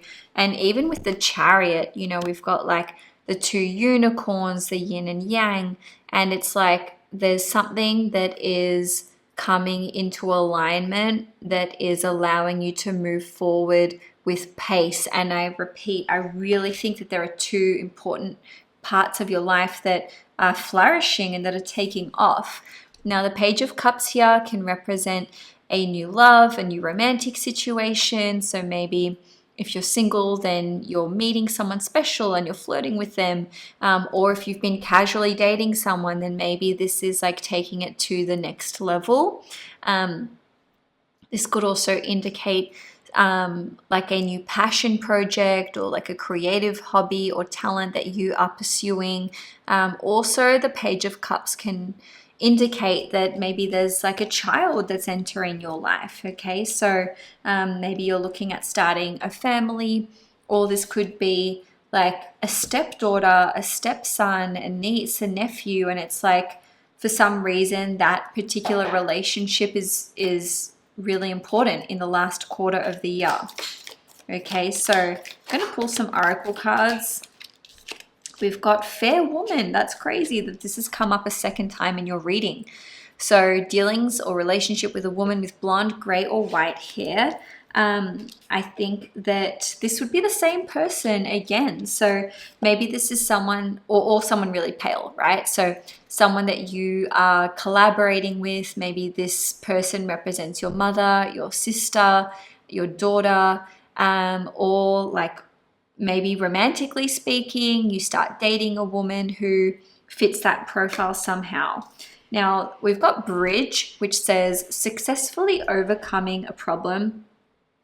And I'm hearing like building a bridge. So it's like you're having someone help you to overcome a problem. I'm just going to close that door. Sorry, that's like a cockatoo going crazy. So maybe someone is helping you to overcome a problem, or you are building a bridge and therefore able to make amends with someone in your life in that last quarter of the year.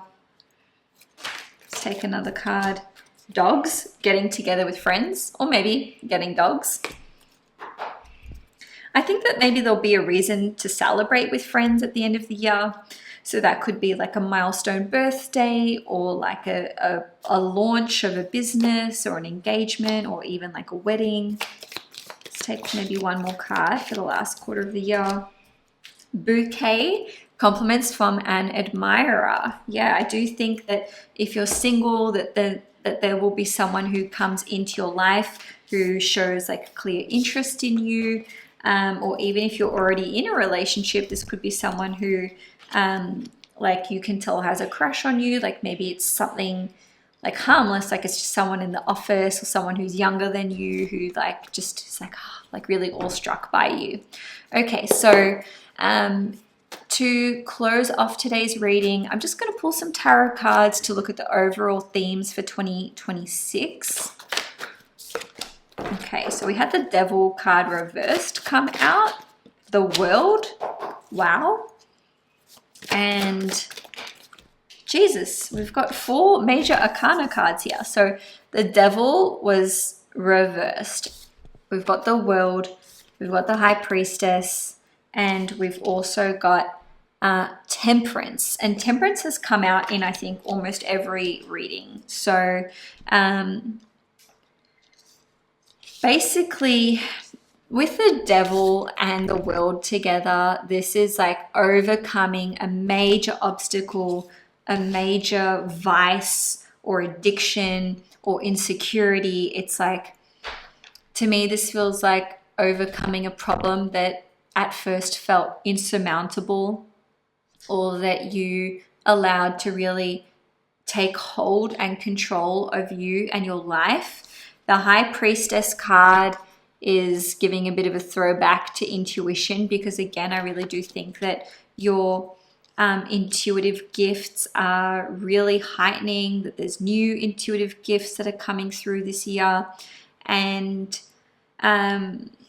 maybe this is like someone on the other side who you're feeling a stronger connection to, or you feel like you're receiving signs from them, from the universe. And then finally, we've got Temperance, which does represent like your angels looking over you, looking after you, looking out for you, right? And this is all about like alchemy. How can you alchemize a situation for your best and highest good?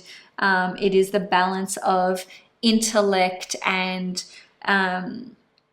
emotion and feeling, and it's like being able to take the middle path without going to extremes. So if there has been some sort of addiction that you've been trying to overcome, then I really think that this is the year that you will be able to do that.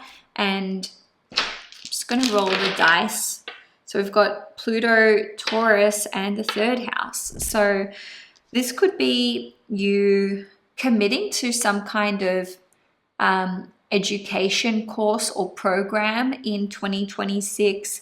Maybe you are going to commit to writing something, maybe like a documentary or a new social media platform, or building a website, whatever it is with Pluto here, to me, it represents that there's like enormous wealth that you're able to, and abundance that you're able to create and tap into and access in 2026. So group 4, that's all I have for you for your tarot 2026 predictions.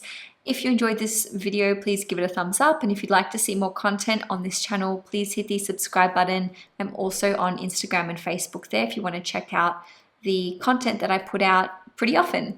All right, enjoy your year ahead. Wishing you many blessings, and see you next time.